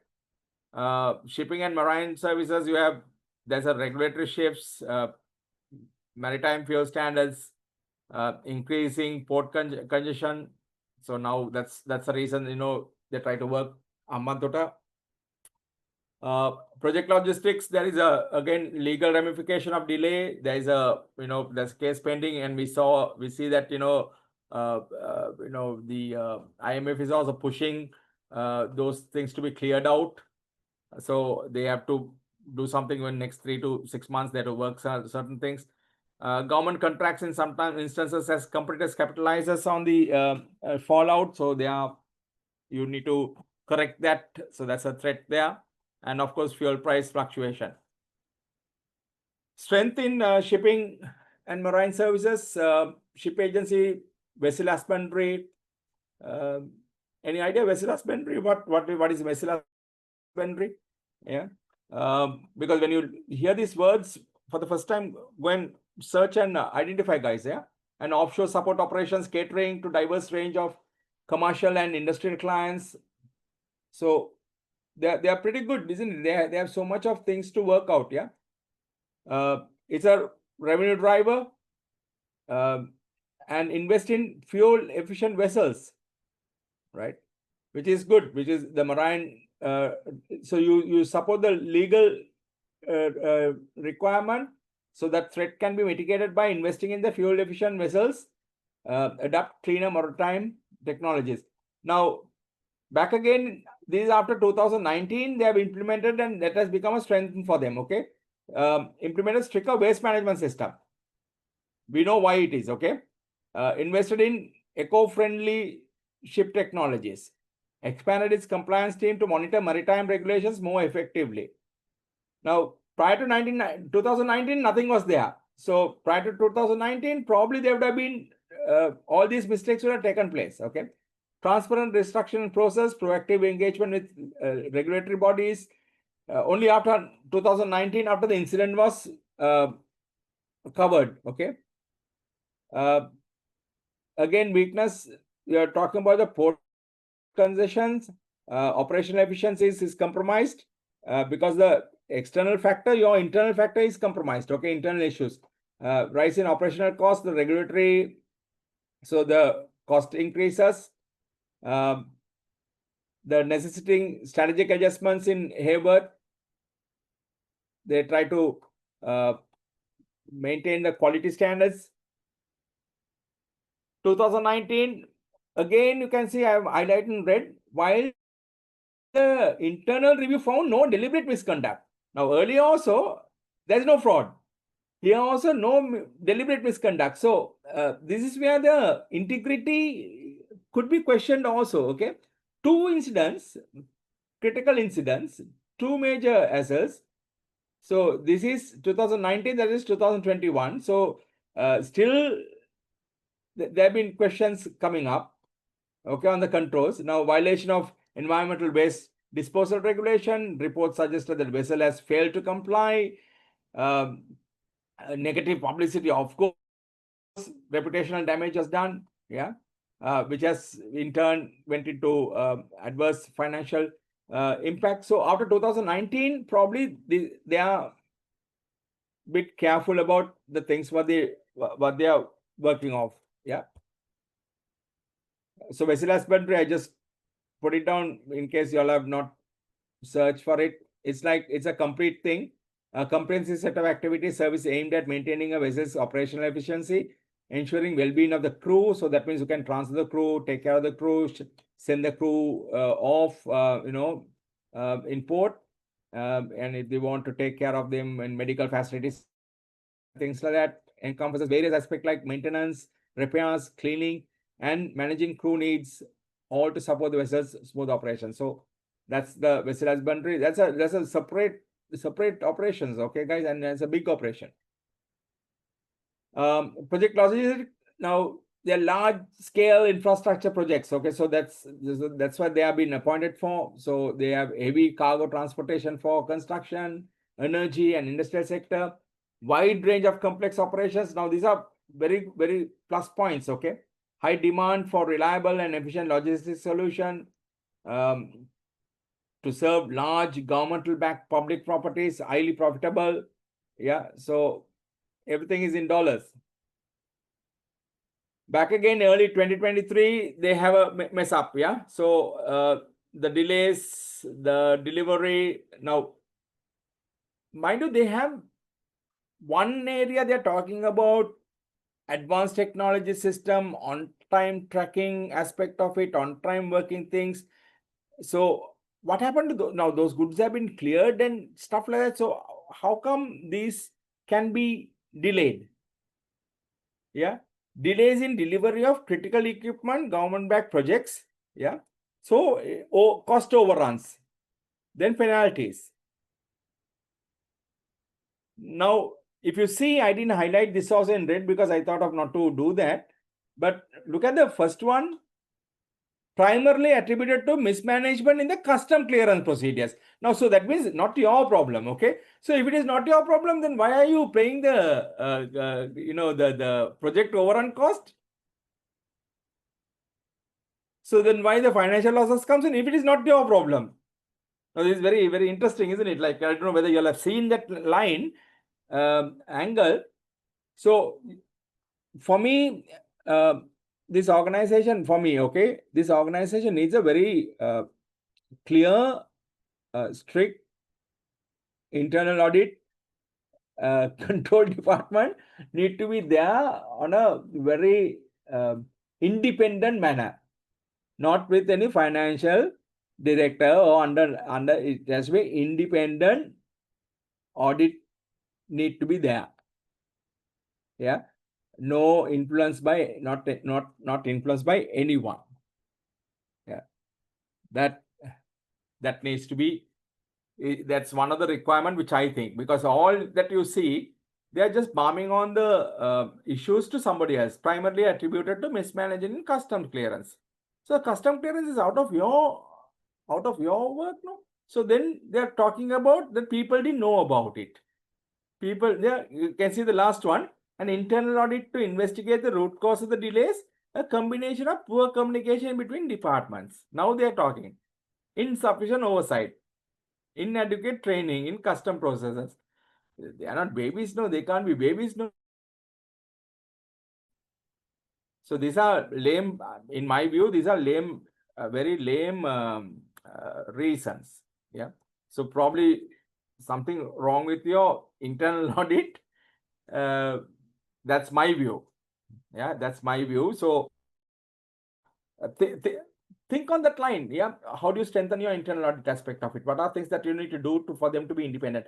How can you make them like you're talking about a treasury, separate treasury team? That how can you strengthen that these internal audits so that so that means don't they monitor it regularly? Yeah. So do have the protocols which not been followed?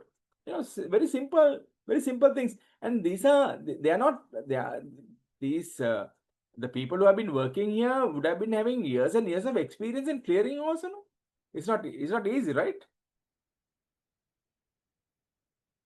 Whatever it is, Hayward restructured project management division. Yeah, so I'm treating as a strength. Now probably they are reassigning key personnel. So that means they are at least now they are putting the right person at the right place. Implementing stricter protocols for managing logistics. Everything now again you can see all the stricter protocols. Yeah. So back in 2019, 21, now this is 23. You can see every 2 years something is happening. So 25 also something would have happened. Okay. that is what you see the pattern there. Although these are in different pages, 2019, 2021, 2023, something has happened. So 2025, something should happen. It's like the the what do you call, every 100 years you get into trouble. No, the world gets into trouble every 100 years. 2019, 20, we had this. Okay, 20 we had the what do you call, the pandemic. Yeah, in 1919 also there was pandemic. 1819 also there was pandemic. So 1719 also there was pandemic. Yeah, so you have these disasters coming regularly. So like this, maybe for Hayworth, every 2 years there's a major disaster. So 2025 there may be a disaster. That may be a question, which I don't know, guys. Okay, right? So think about it. Look at the way that the case has been written, and look at the way the patterns are working off. And once again, that internal audit will come and say, sorry, wrong number. It is not our problem. It's somebody else's problem. Right. Okay. Moving on to aviation services, air cargo handling and passenger airline representation. That's pretty good. So it's good to have passenger airline representation also contributed to the sector growth, expanding its air cargo, because everything is linked with them together. Again, they're talking about this 2020 pandemic, but then we should know that we have moved out of it. Only thing is, like, there's a 3 billion loss which was accumulated from 2020, 2021. So slight improvement now. Moving on, thought of just adding on to say, because the case is been talking about the old things over and over again. Yeah. Inland transportation, road and logistics, so they are making use of the railway. You can see Aker Spence, I think it is Aker Spence, making use, or who is making use of the railways excessively? I think Aker Spence, I can't remember. Now I can't remember. It must be there on the last slides. They're serving industries like agriculture, construction. So there's a reliable and timely delivery of goods. Once again, I would challenge here, reliable and timely delivery of goods by internal transportation. Train services scheduling is not very good, isn't it? Not very accurate. So I don't know how the reliable and timely delivery of goods would be here on your case, but then don't challenge it. Okay, that's how they are written it. So let's see whether they are changing anything on the future. So they have a robust network, which is good. Road transportation allows to deliver a cargo to location not accessible by rail. So these guys depend more on rail, while rail logistics are often used to heavier, bulkier shipments. So both. So there are threats and opportunities. I try to put it on one particular sheet so that it might be easier. Again, rising fuel cost is a threat. Highly competitive logistic market is a threat. regulatory restrictions. Now it's coming like, weight limits, environment regulations, reroute shipments, additional resources to meet compliance standards. So you have to meet that. That's also a threat. But there is a steady demand for these services. There's an opportunity, so they can always grow. Railway infrastructure is largely outdated. At least finally they're accepting it. So need of modernization, that's probably a threat over there. Then freight capacity is constrained due to prioritization of passenger services. So probably we don't have cargo. There's a threat, but then you can have these cargo flights. Okay, you can strictly go into cargo flights, leading to a limited availability of scheduling, difficulties of cargo transportation. So you can have a cargo agencies, cargo flight. You can implement one. Okay. Worker strikes impact reliability. Again, it's a threat that's outside the organization, so you can't do anything about it. The lack of adequate rail connections to key industrial zone and ports. Now, this is another opportunity for investment. Okay, this is another opportunity for investment. So if you're looking at Sri Lanka to make it as a cargo hub, you must have these facilities. So you can, like you're expanding your port, the rail track, getting into the these what do you call the key industrial zones, also essential, and you can link it up. Inland transport strength and weaknesses. So probably you are looking furthermore, profitability impacted, you're under pressure. Passing on the cost to the clients has been challenging. Meets compliance standards, that's a strength, good. Exploring more fuel efficient transportation. So they are looking at more fuel efficient transportation, maintenance, service quality, retaining its client base, which is also strength. Yeah. Warehousing and distribution. I have highlighted something on red again here. Hayworth plans to make significant investment in automation and AI-driven logistics. So the technologies are coming in. This technology will enable company to streamline warehouse operations, improve order fulfillment speeds, and reduce labor costs. So all these things might be a solution for whatever has taken place way back in your 2021, 2019 issues could be sorted out with this, because when you drive with the technology. Strong presence, again, wide range of service. So everybody's talking about, the wide range of service. Several state-of-the-art warehouses strategically located near transportation hubs, including ports and industrial zones. So that's pretty good. So you see the link that the threat is there. There is no rail network, but you have state-of-the-art warehousing units are there in the industrial zone. So it's a matter of linking it, isn't it? So that's an investment. That's what I'm saying. That's an investment process that can come into play. Yeah. So you're working on your strength and that threat. So you can have a ST strategy working out. The seamless integration, efficient supply chain solution for clients, warehouse and equipped with advanced technology. Now we are talking a little bit more advanced technology. Okay.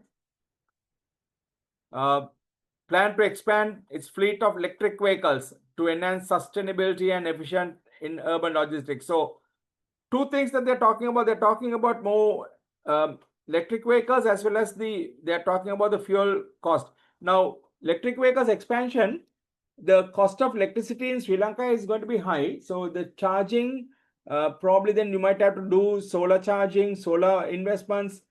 Think, guys, okay? You have to work on those aspects, because otherwise, if you're going to charge with the electrical aspect of it, it might be quite similar or equivalent, or maybe a challenging task to decide whether to charge with the electric vehicles. And also, you're looking at electric vehicles, the lifespan, okay? How long it's going to go, the battery changing. So when you change the battery, there is new battery coming in, then disposal of the old batteries, which might be again an environmental harm. So your original purpose might be lost. Think in that terms. Yeah. Until 2024, the company was able to import only very limited vehicles. Now 25 is possible. So a significant portion of distribution with eco-friendly vehicles. So they can do that. Now, back again, something which I was linking with your strategic alliance is like true. John Case is a competitor for you, but then John Case has a importation. They have signed up agreement with BYD electric vehicles. So I'm not sure. Okay, I'm not sure. So you need to check it out whether BYD has big trucks and lorries on electric, so that you could even have an agreement with these guys that pay as you use kind of a thing, and they also can use for their transportation, and because they also need investments, so they are investing as well. So see whether that's possible in moving on. Yep. Global trade slowed down. So and inflationary pressures involving industry regulations and aviation growth as noted in region trade corridors. So there is possible to work things out on there. I just plotted these two graphs regarding their stock prices, and just plotting these lines. Can you see these two blue lines which I have marked here? So this line and this line, yeah. Is your price moving along with the movement of the ASPI?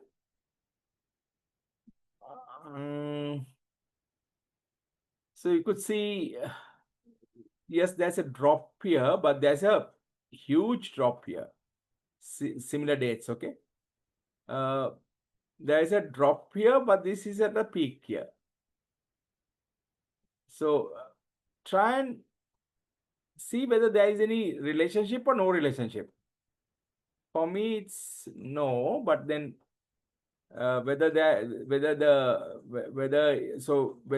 any favorable, unfavorable instances. Now you can see ASPI was very high in December 24, and we are they had a very minute increase in December 24 level. Yeah, so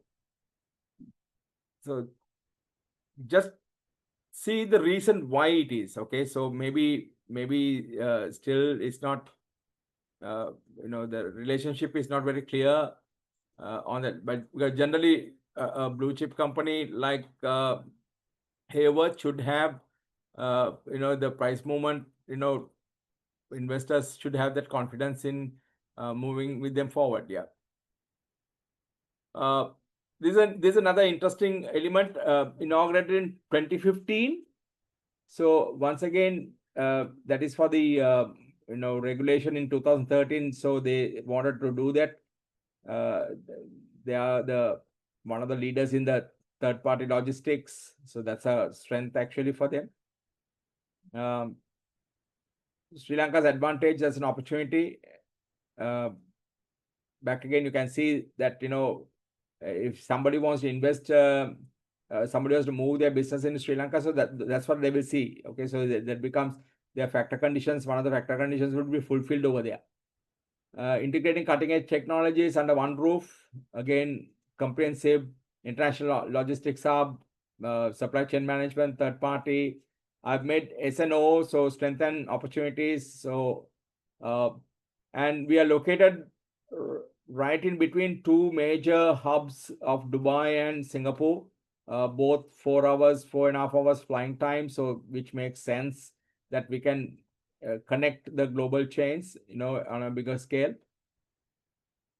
Warehousing solution, value-added services are there, distribution services there. So these are all very good strengths that we have. Yeah. Back again, talk about 2020 decreased demand for transportation. So we know that these businesses will be affected by this kind of pandemic, and it's for everyone. Okay, it's not only for Hayward. Okay, it's for everyone. Significant operational complexities from diverse requirements of clientele. Now back again. Now again, the lubricants they have a bit of a issue, so they are not probably ready with the system required to store and redistribute bulk lubricants.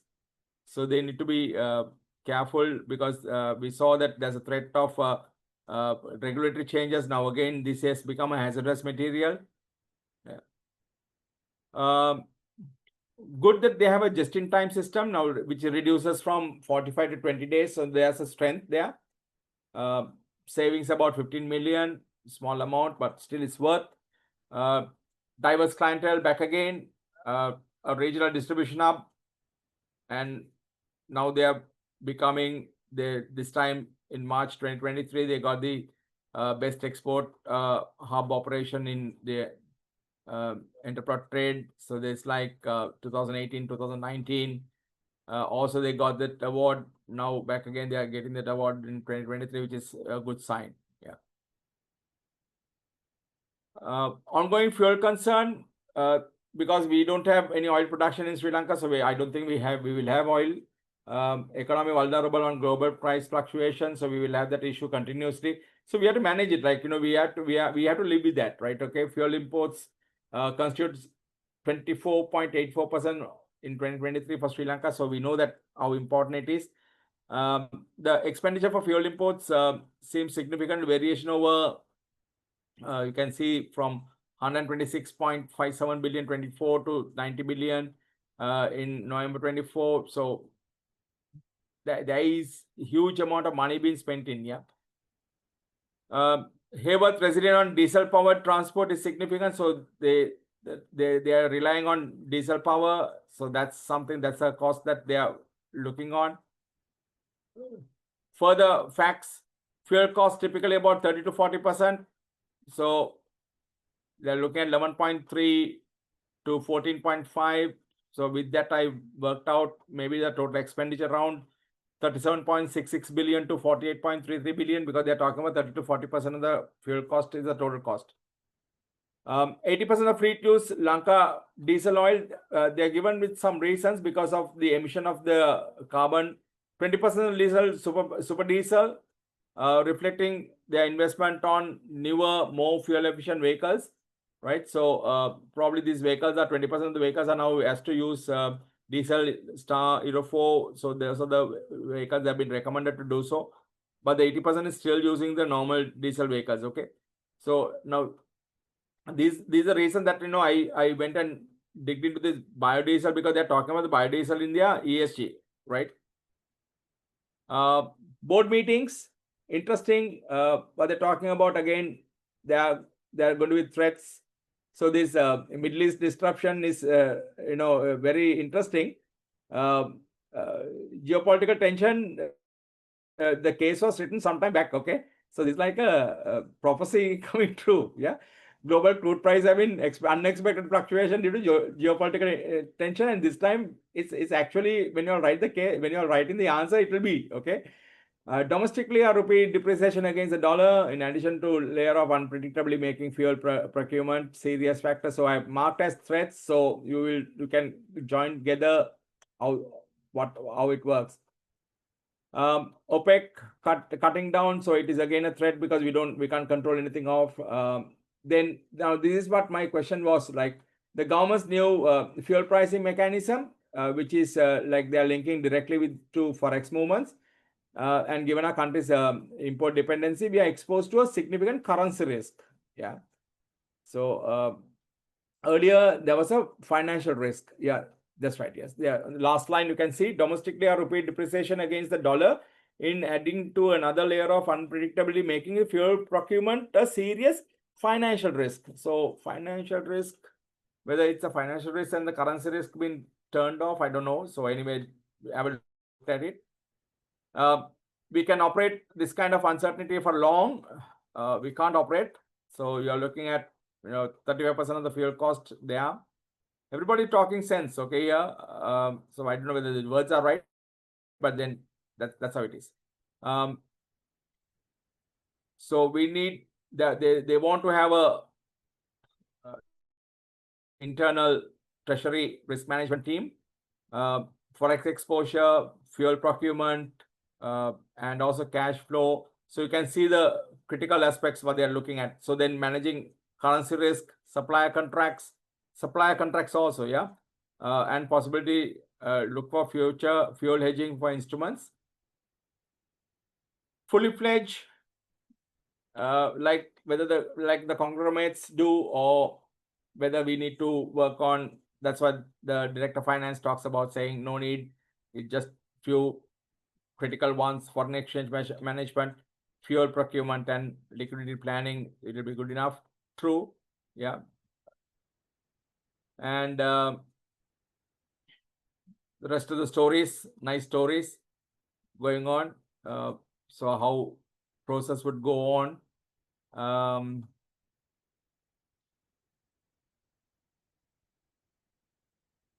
Right. Then so they have.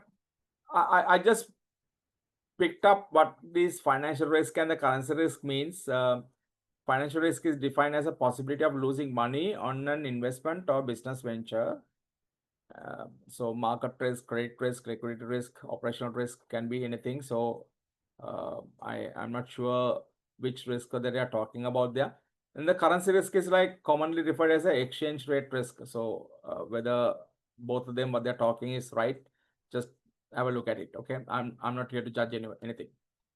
Okay, I thought of including this, and I've given the website as well. So corporate treasury management tips, what type of things that they could manage on, and also how this treasury need to be aligned with, or on what basis that they are going to work, whether it is fully centralized or whether it is centralized and then make it regionally. So maybe you can think of not regionally, you can think of SBU wise. Yeah, so think how, on what basis that you're going to work through. Now these are pretty good to understand, where it is going to go, which part, how the industry is going to develop. It's highly competitive, so we know that, and they have given a lot of information on the logistics industry. So because it's 50% of your business is coming from that particular industry as well. Key players dominating, you can see that, and highly import dependent on fuel. So there's still we have a threat. Fluctuation in exchange, again, there's a threat. So the fuel that they are looking, the type of fuel that they need to work on also need to be considered well. Yeah. So there are few adjustments which have been made by their competitors. Okay, you can see what they have done, like Haley's advantage, adjusting freight rates and expanding it to rail logistics. So they're avoiding, using the diesel, rather than using the diesel onto vehicles there. So they are moving everything on the inland. They are moving everything on the rail logistics, and then probably they might have the hubs over there and take it from that particular point onwards. Expo Lanka, they passed on to the higher cost to the customers, and probably their competitiveness have been reduced in the international market because they are mostly the international players. John Kears, what they did was to postpone the major investment in cold chain vehicles, and now they are maximizing usage of their current fleet as well. Aken Spence, so they, with the connection what they have internationally, they open the LCs with the foreign currencies so that they don't lose much money. Yeah, and what we did was we negotiated the bulk fuel purchases. Yeah, still we can't import directly, but then we dealt with the suppliers with the renegotiate the bulk purchases. Delivery routes we optimized to manage the better reduce fuel wastage. Yeah. Again, they're talking about the lack of cost involvement in the spare parts and handling of equipments and cost, new vehicles surge. So all these things are negative aspect to the industry. port and air freight pegged to USD. So that means whatever the costs are going to be high if the currency depreciates. Okay. Expo Lanka Airlines had to revise their service pricing models because of this. Then Hayward saw margin pressure in heavy cargo transportation for large infrastructure projects. So you can see the things what is happening around. Yeah. Response to currency fluctuations, Sri Lanka government imposed import restrictions. Right now it is a bit cleared. Expo Lanka diversified its operation by increasing its presence overseas. John Keels partnered international shipping lines to secure better foreign currency in a long-term perspective. IMF reforms, anyway, now you can see the government's fiscal reforms phasing out fuel subsidies. Their planned custom port service fee hikes by 10-12%. So all these things are going to having impact on the industry. Okay, so the IMF comes in, but then they want their requirements are directly impacting the industry. Also, in the meanwhile, the port modernization effort for about 500 million, also which improves the efficiency and reduce clearance time by 30 to 40%, because that was one of the major issues because of port congestion also. So that will reduce by 30 to 40% is a huge time saving. Yeah. Now, looking at the because of this the issues what they are facing, they want you to work on a market driven and cost sensitive. Now, what is market driven? What is cost sensitive? Have a look at it, guys. Market driven is generally its requirement from the market itself, the customer requirements, how do you manage it, how do you work things out. So you need to customize what the requirement of the customers. Yeah. And fluctuation also would affect the 10 to 15% annually, which will have an increase. So you need to add when you're preparing for the next year's plan to work things out. Better to solve the issues quickly as possible. Otherwise, you'll be losing out your highly profitable government venture projects. So probably another 3 to 6 months, you might have to solve the problem. Yeah. Now, this is where the new interesting project comes in. Whether you want to go with the e-commerce logistics, you can see, because that's a rapid rise in demand for online. So you can work it out. It's a retail globally. It's there already. They have identified what do you call the new partner. And the best thing is, this is the only case which they are talking about the present content, where they are looking at 750 billion in 2025. Yeah. So that's where it's something interesting. Yeah. So e-com solutions, that's where they are identified.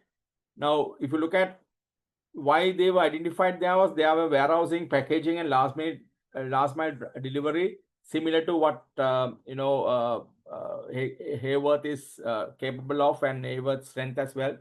So there's a strong relationship with several online retailers. So they have a huge database to work off and a solid reputation. Okay, so that reputation, what Haworth don't have, or Haworth is struggling with, that they have it. Okay, so that these are the plus additionals.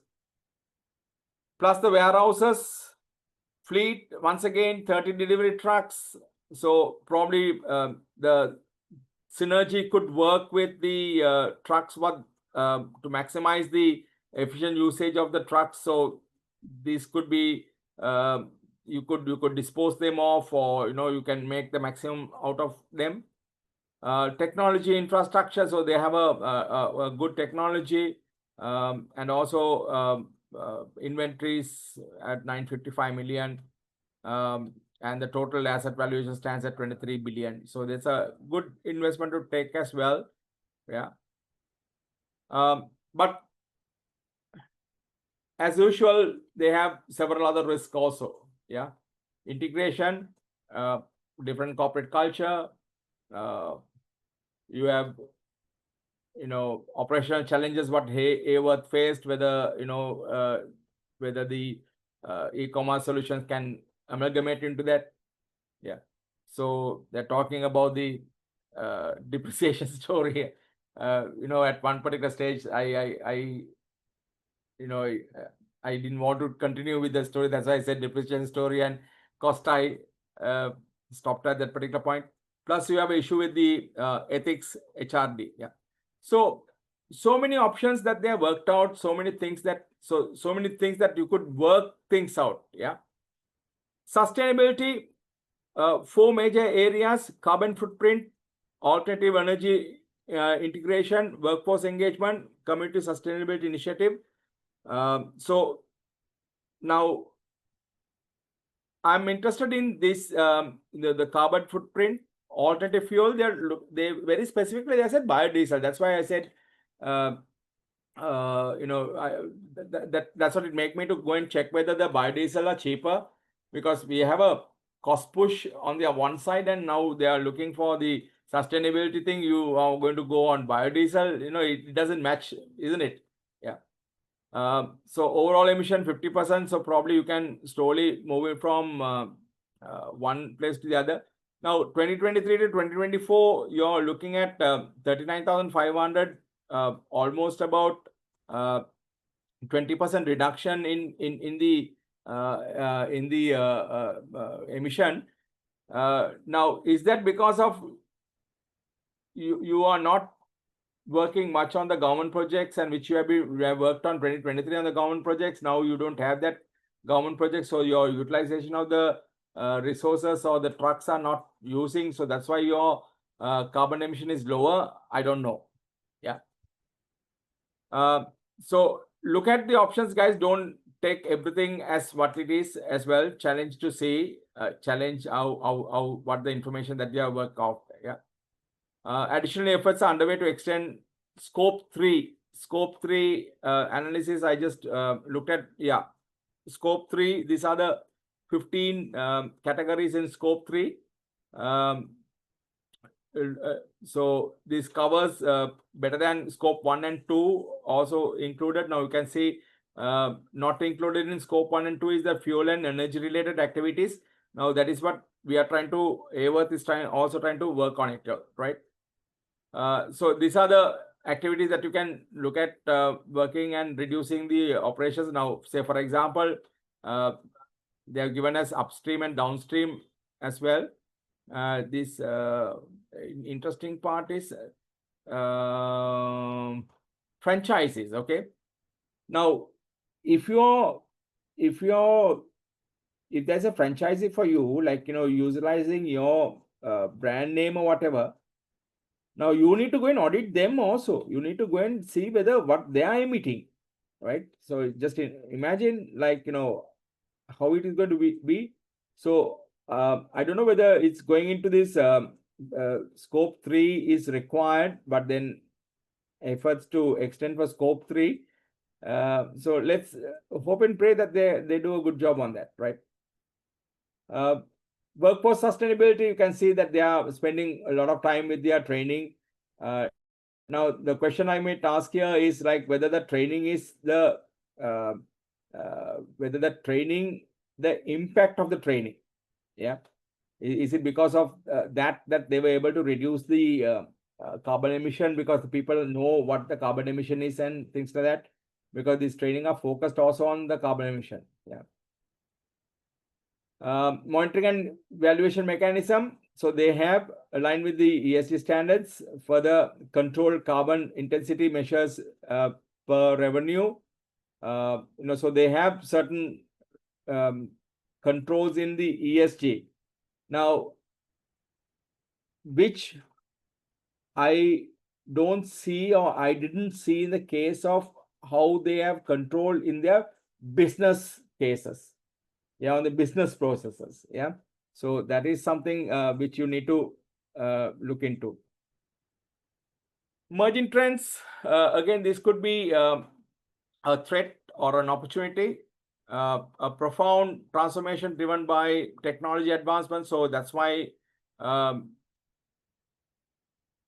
Ainsworth is aligning themselves to get into the technological aspect of it. Logistic industry increasing reliance on digital technology, artificial intelligence, machine learning, and automation. So you could see that we are also working on the similar lines to do that. Yeah. Automate root task, AI and machine learning, enhanced predictivity analysis. So this will be interesting for Ainsworth to get into the current practice and strength. Right. Okay, so that's about it, guys. That's about the analysis. I will be posting this also for your benefit. Like you can pick up whatever the things that if you have missed it, I'm sure you would have picked up everything. And from that particular thinking point of view, now you have your strength, weaknesses, opportunities, and threats for because opportunities and threats are common to all the industries. Okay. Now, strength and weaknesses will be the different aspect of different areas. So try and work out these strength and weaknesses separately, like what I've said, and then see the opportunities and threats what you have, and see what you can do, what you can combine. Yeah, what you can combine with now, totally, and the direction that you want to take. Where do you want to go?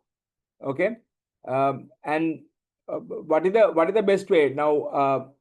Now see, like Expo Lanka, they try to add the cost into the customers, and then they failed globally. They failed. Okay, and failed in the sense that they lost their competitiveness. That's what they're talking about, right? So whether is that what you want to do, or you increase the service?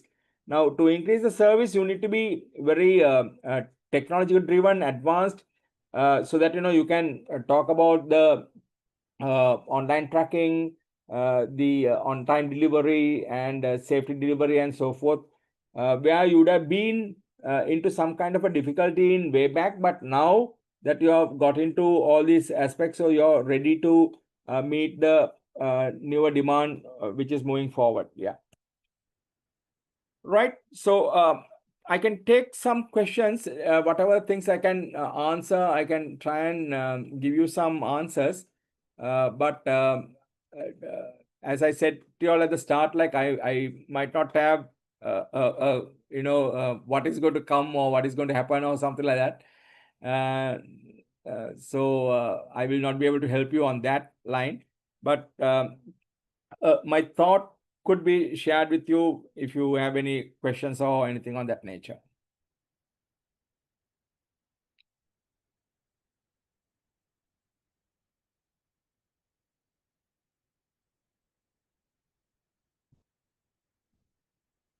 Now it's a lunchtime, no? So the stomach must be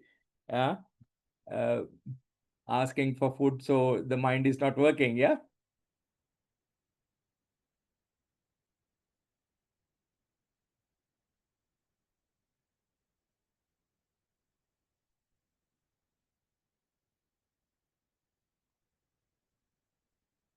Okay. So what I'm going to do is like I'm going to type in my email address. Yeah, I see someone.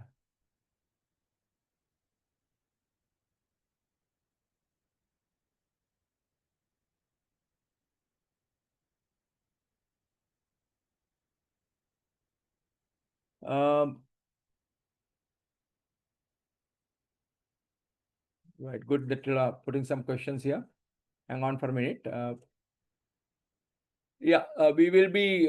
Yeah, you will get the recordings should be there, I believe, but the PPT for the sessions I've already sent. I will send this session PPT also. I will do that.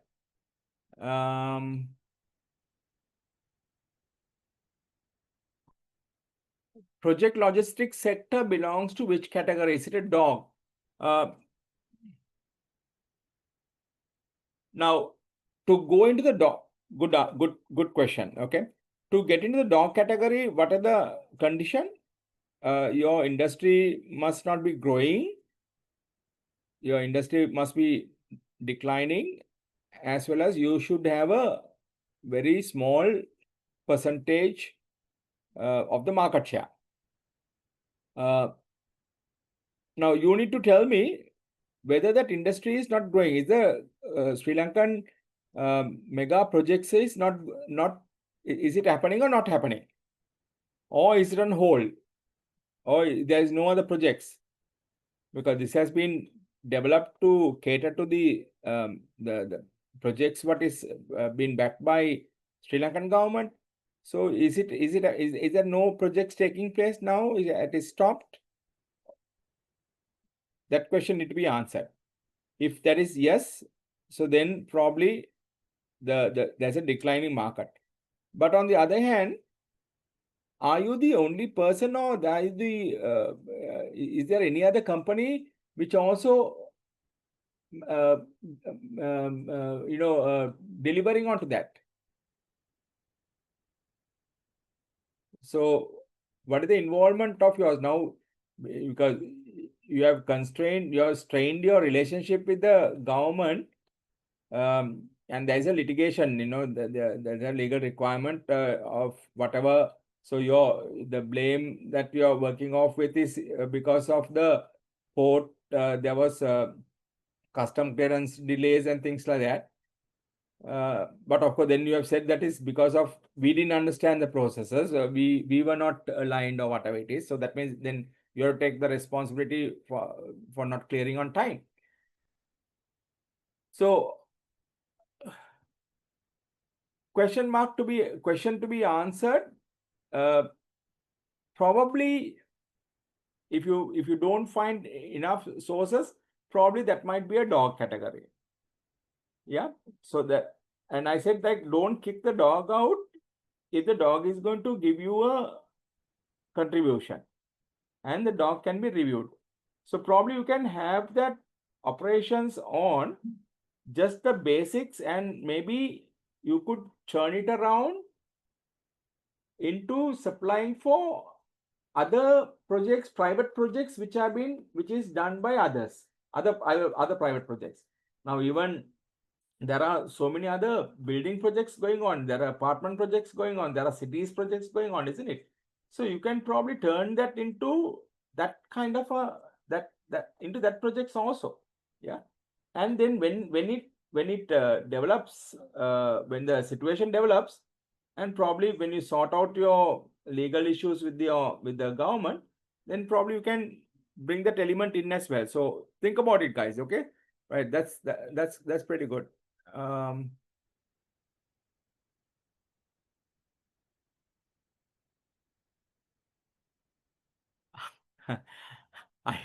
I sincerely, I will not know, as there are a lot of areas covered in the pre-scene, what kind of requirement we can expect. Seriously, I will not know. The way suggested that way it's turned, they're talking a lot about the logistics. Okay, even the logistics, even they talk about the trend on logistics as well. Okay, so what is going to happen in the future, how it will work on, and so my guess would be on logistics. This is my guess. Okay, I don't know, right? I'm not going to commit, but as I said to you, work out your basics, right? Work out your what do you call your strength, weakness, opportunity, and threat of all the areas. Okay, opportunity and threats are common to everyone. So your strength and weakness, work it out, so that from there you can easily pick your strategy, what you want to do. Yeah, what you want to align with, right? And keep those the strategical models in mind, which one that I should follow, what is the direction I should take. Now obviously they are looking at a diversification strategy also, right? That is by investing on the e-commerce sector to go, because they were not there in that particular sector. So it's a totally new product and new thing that they want to implement it. So but there is a link between what they are doing also. So there's a link. It's a related diversification that they are doing on. Yeah, they are doing a related diversification, because they know that they can make use of their present strengths. Yeah, including warehousing and things like that. So they can make use of that. Yeah, because they were operating for somebody else. Now they are going to operate for themselves. So that is possible. For that only they are calling your e-com solutions or whatever. That's what they're working off with. So probably that area, the area what I see which is lacking is the control element as well.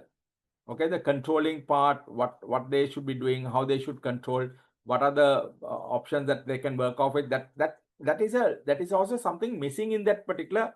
Although they talked a lot, but that is what is missing as well. You see the wordings. What I don't know whether y'all would have picked it up. The wordings what they are used also. It's like there's nothing wrong with us. It is no fraud involvement. Then how did that happen? Yeah, they're not talking about how did that happen, but then they're saying there's no fraud involvement. Okay, this is nothing to do with me. This is only about the delays in the port. I can't be delays. Okay, you know the delays in the port, right? So, but it can't be so long delays. So these are the to answer that, I will not know the exact requirement what it comes, but get prepared for it. Like what I said on the first day, get prepared for it. So work your my request from you is to work your what do you call your strength and weaknesses, opportunity and threat for all the sectors, right? And you have certain requirements from the board also. Okay, there are certain requirements on the board. So that is to now, so the finance director is now covering both the requirements in one go. Yeah. So he's looking at forming up a audit team. So whether they wanted an audit team to, I mean the treasury management to come in. So he's forming up the treasury management to manage both. That is for the foreign exchange risk and the fuel one. So both they want to manage with that particular team itself. So they are, you must, and they are very clearly saying that you must have experts in that particular area to do. So whether it is possible, that is what, and the managing director also wants him to give him a report. End of the day, that's pretty good. Okay, so they might want to, end of the day, guys, they want to grow. Okay, they want to grow, and we know that they are in a bit of a dire strait with loss of revenue in that main area which they were, it was contributed. So whenever that area has contributed more, they had better profits in the past, right? So that is visible. And the case is also talking about the trends in the logistics as well, right? So all the areas what they're covering, it's about logistics mostly. Okay, mostly logistics. So think on that particular line and move forward. That's what I would feel. When evaluating financial feasibility, we can offer answer. Yes, of course, you can do that, because financial feasibility, when you're looking at the feasibility aspect of it, see, feasibility is what? Feasibility is like from where are you going to find your resources? Whether it is financial feasibility, whether you can obtain your funds from where. And obviously that funds should go at the right rate. So probably a IRR could be calculated if there's information given. Yeah. So yes, of course, you can use a safe criteria for that.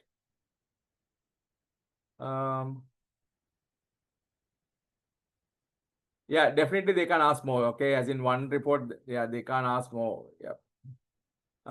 Declining sales. Yeah, declining in the sense of declining revenue. Yeah, declining sales. Yes. So declining sales. That's why last time I worked out to see which area that you have been declining. Okay. So generally you have been declining from everywhere, right? Generally you have been declining from everywhere, but we don't know. We don't know whether it's an overall decline of the industry. Now we are doing what we did was a internal benchmarking last year to this year. We didn't compare that with the entire industry, isn't it? We didn't ever compare with the industry requirement, whether the industry grew and we contracted. Yeah. So we don't have that information, right?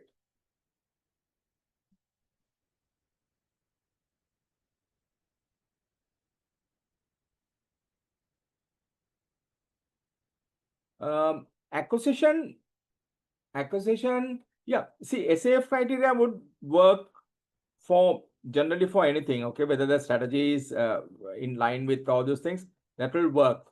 But in the meanwhile, it's not only SAF criteria that you're going to go with, especially when you're looking at acquisition, okay.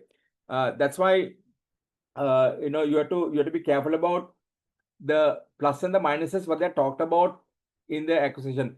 So you have to find solutions for the negative aspect of it.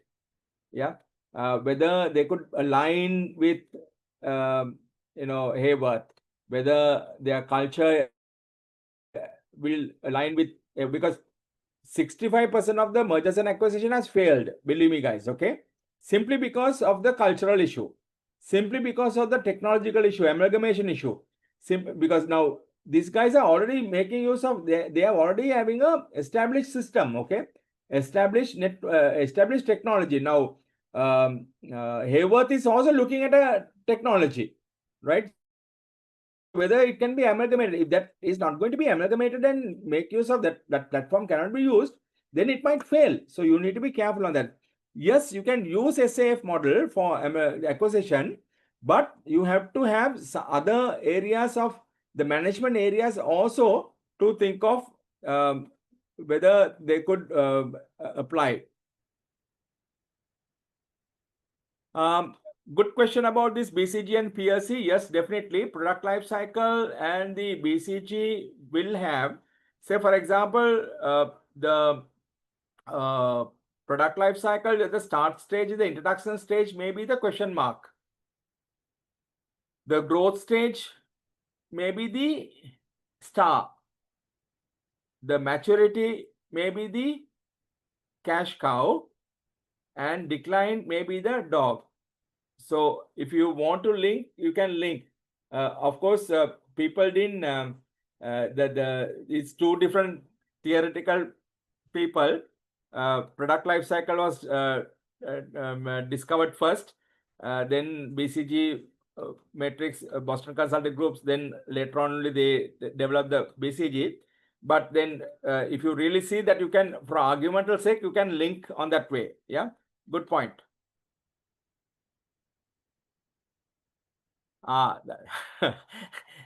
This is the question that you should be asking. Yeah, this is a question that I should be asking you. Yeah, Hayworth business strategy will be differentiation of cost leadership. What do you think?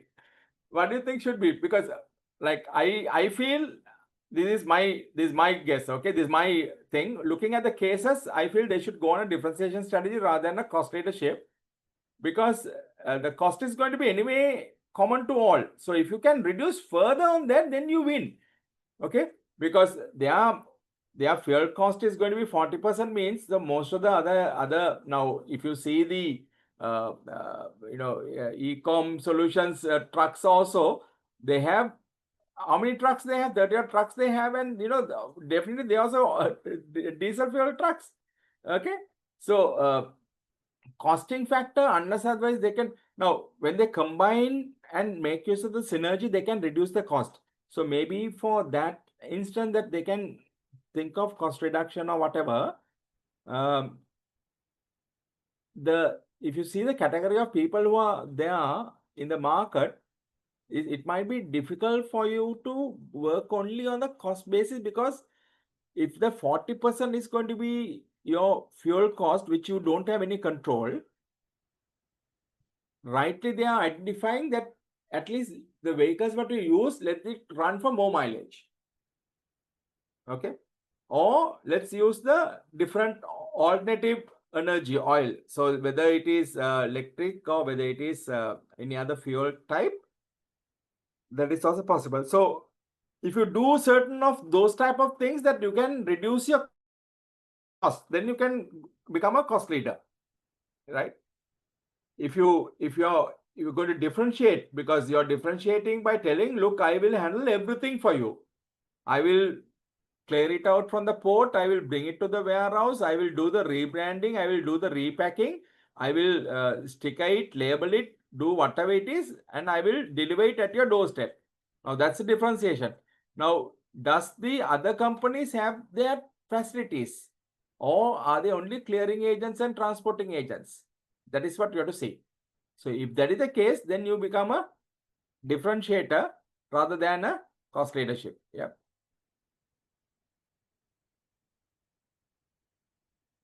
Generic, no, that's a question I think I answered. Now, probably the generic, for me, currently, I believe they are working on a differentiation strategy.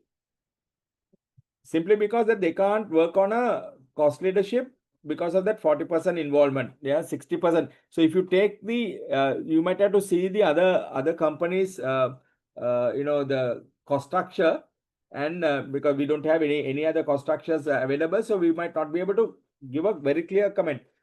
But the way the case has been built, the case information that we've been talking about, it's more of a differentiator rather than a cost leadership.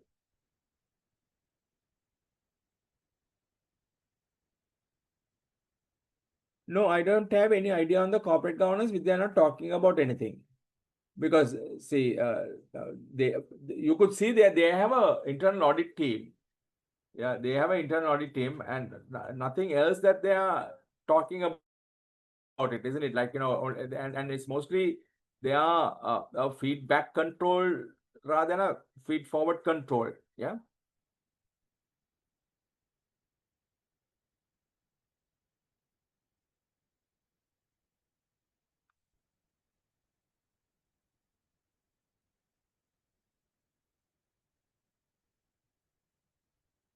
Which strategy can be used to evaluate cultural matching of e-com solution with the, oh, that's a brilliant thinking.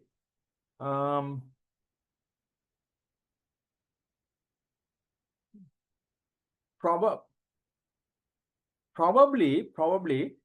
even you can make use of Ofsted's cultural model, because that might give you, probably you can use the Ofsted, but of course Ofsted cultural model is to identify different countries. Okay, but here we are on the same country, or that, because that might give you a little bit more idea about their leadership style, their the power distance, how they are being treated to make allow them to make decisions, whether it is a group work or whether it is individual work, what they follow. So therefore, you can twist and turn to your benefit using Ofsted model. That is also, that is possible. I'm not saying no. I'm not saying that you can't use. You can use it. Then they have this what do you call?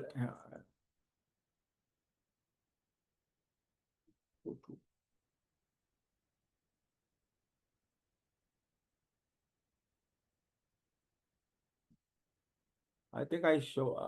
I have included. I have included the.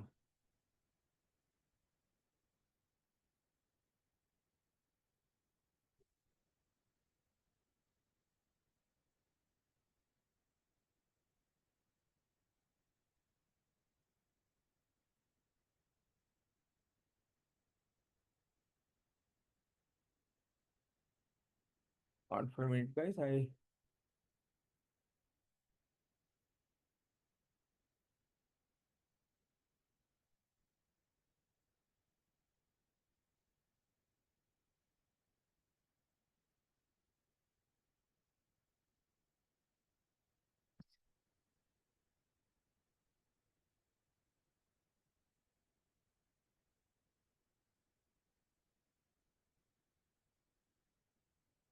Last week cases.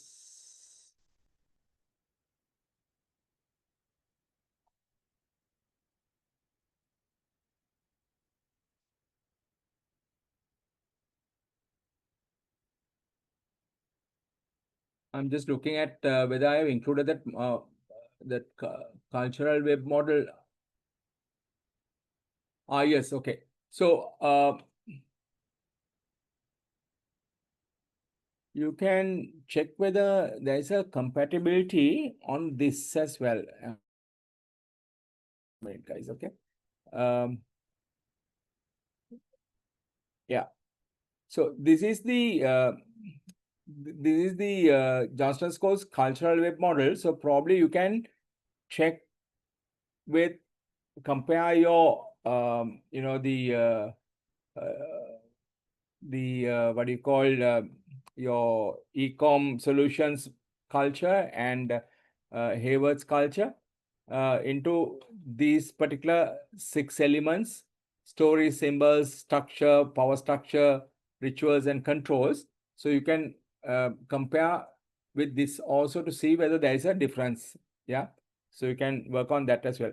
And Obstead model also works because that might give you a straightforward answer if they have enough information. So I don't know whether you will have enough information about the e-coms aspect of it. So try and see whatever it's possible, whatever the model will be what do you call applicable or usable, you can make use of it. Yeah.